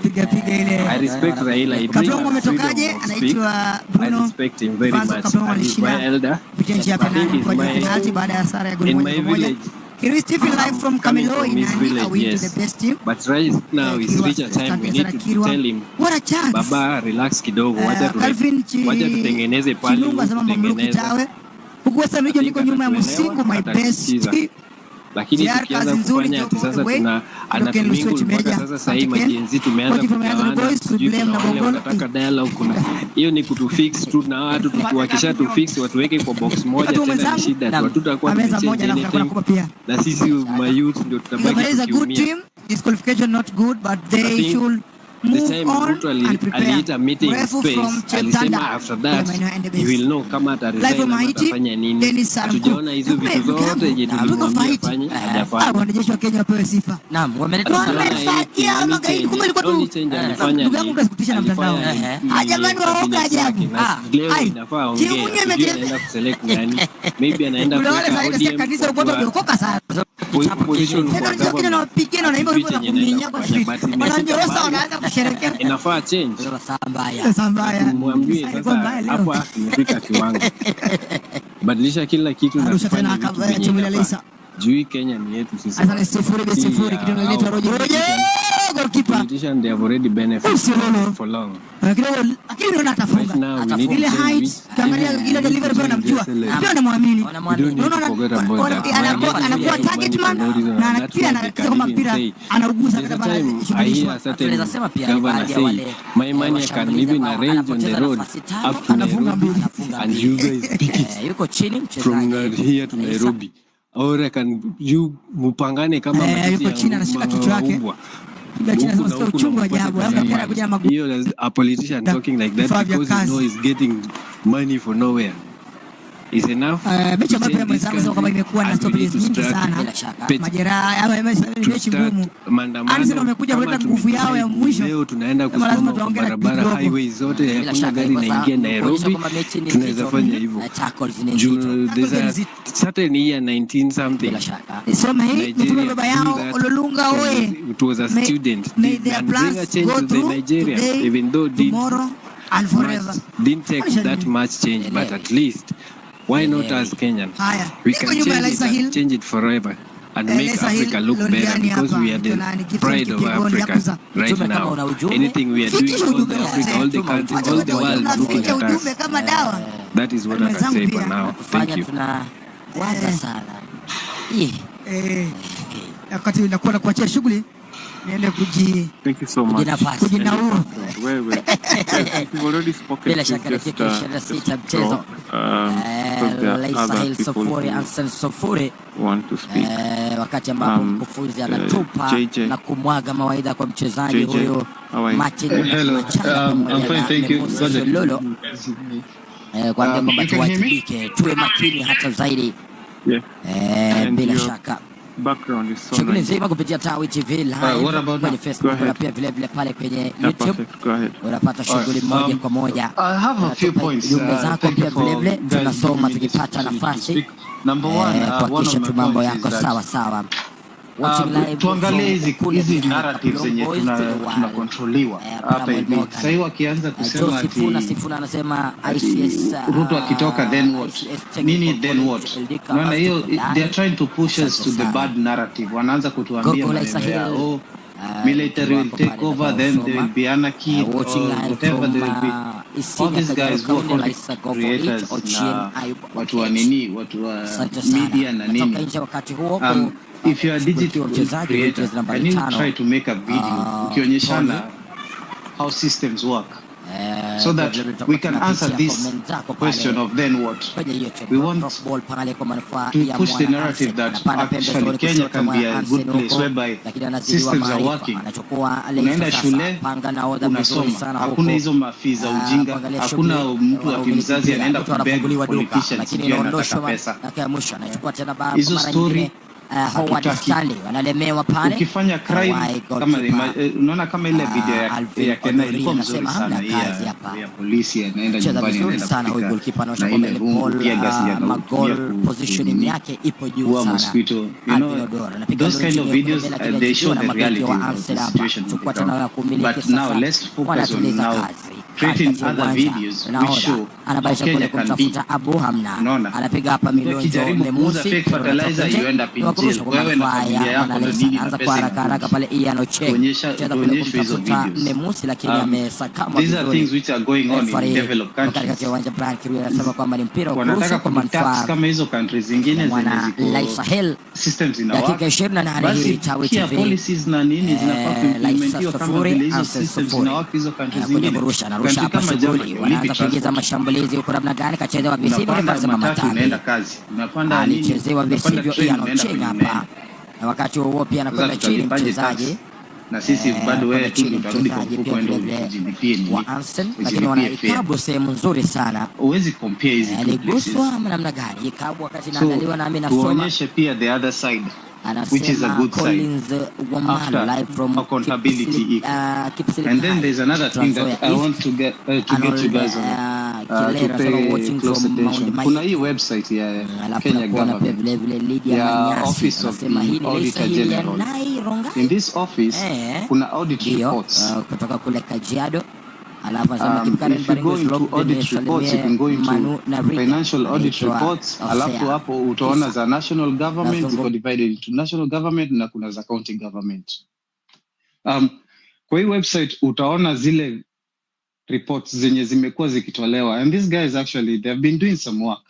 Hatuwezi sema hawajafanya kazi. Juu ukisoma utaona let's say I'll give you an example. Ukienda kama national government uende kwa zinarudi zina divide kila kitu. Unaweza ona hata NGCDF actually hapa hivi. Kwa NGCDF what this government sijua anafanya nini. Juu sahi we are planning on calling our MPs kama sasa hivi wameficha audit reports ya mwaka ya from 2022 to 2023 hiyo ameficha. Kwa hizi zingine audit reports zingine za places zingine unaziona, lakini hapa hivi kwa NGCDF hawaonyeshi. Na unajua hiyo ni very nice tool tunaweza tumia kuexplainia watu huko kwa kijiji na nini, angalia hii ni pesa imeibiwa, hii ni nini imeibiwa. I was reading kama ya kwenye ninatoka audit report ya 2021 to 2022 ama ya 2020 to 2022, I can't remember, one of those two. And walikuwa na sema ati kuna ofisi ya chief wamenunua shamba na wametengeneza ofisi ya chief mpya. Mimi juzi nikio kwa chief, it was the same old container yenye chief amekuwa akitumia. Alafu hapo wanasema ati they already bought the land and it costed them 7 million, but kitu ile shida iko ni hakukuwa na choo. Sasa surely hiyo nyumba yenye walienda kuaudit iko wapi? Unaona vitu kama hizi tukiweza push hii office of the auditor general wa release hizo audits zote recently za hii current government, I'm sure hiyo vote of no confidence to our MP tutakuwa hapa hivi na evidence, na tutaonyesha wazazi wetu, tutaonyesha maneiba zetu, tutaonyesha wale watu wenye wanadhanianga hii serikali inafanya kazi juu wanapewa 50 bob. Tutaonyesha hii 50 bob yao, umepewa 50 bob hapa lakini mshenzi ameiba hundreds of millions and billions. Hapo ndio tutaweza kunini, control the narrative. Another thing, tukiona kama leo Ruto akienda kuongea hapo maneno Kenya ataongea, atasema tuende tuulize maswali. Hata anaweza penda journalism wao wakiuliza hizi maswali za compensation ya wale watu ambao wanauliwa iko wapi, wamefanyiwa nini, watu wale wako hospitali. Tunaona hapa hivi videos, they are being neglected out there. Pole kwao, lakini this is not right. These are questions that need to be asked to these leaders. Hawezi kusimama hapo watu waanze kutupaka mafuta hapo wakiongea venye wanataka, ati wakidhania sisi ni wajinga. Wajinga waliisha kitambo sana. Na I'm very good that hatuna leader, like kila mtu anafikiria independently. And guys, when you get this information, guys, sikiliza, absorb, ifikirie, use it. pass it to the next person. Ukispread kwa watu watatu, hao watatu nao unawaambia pia spread kwa watu wengine watatu. Hivyo ndio tutaivusha hii Kenya nzima. Utapata mpaka mtu kule in the deep Marsabit akianza kuongelea akisema MP wao hakufanya hivi, aliiba hii pesa, ama kitu fulani inafanyika hivi, iliibiwa hapa. Na hapo ndio tutairevuka na tutaweza kukuwa na accountability. And thank you, that was my submission. Thank you guys. And I'll be going off.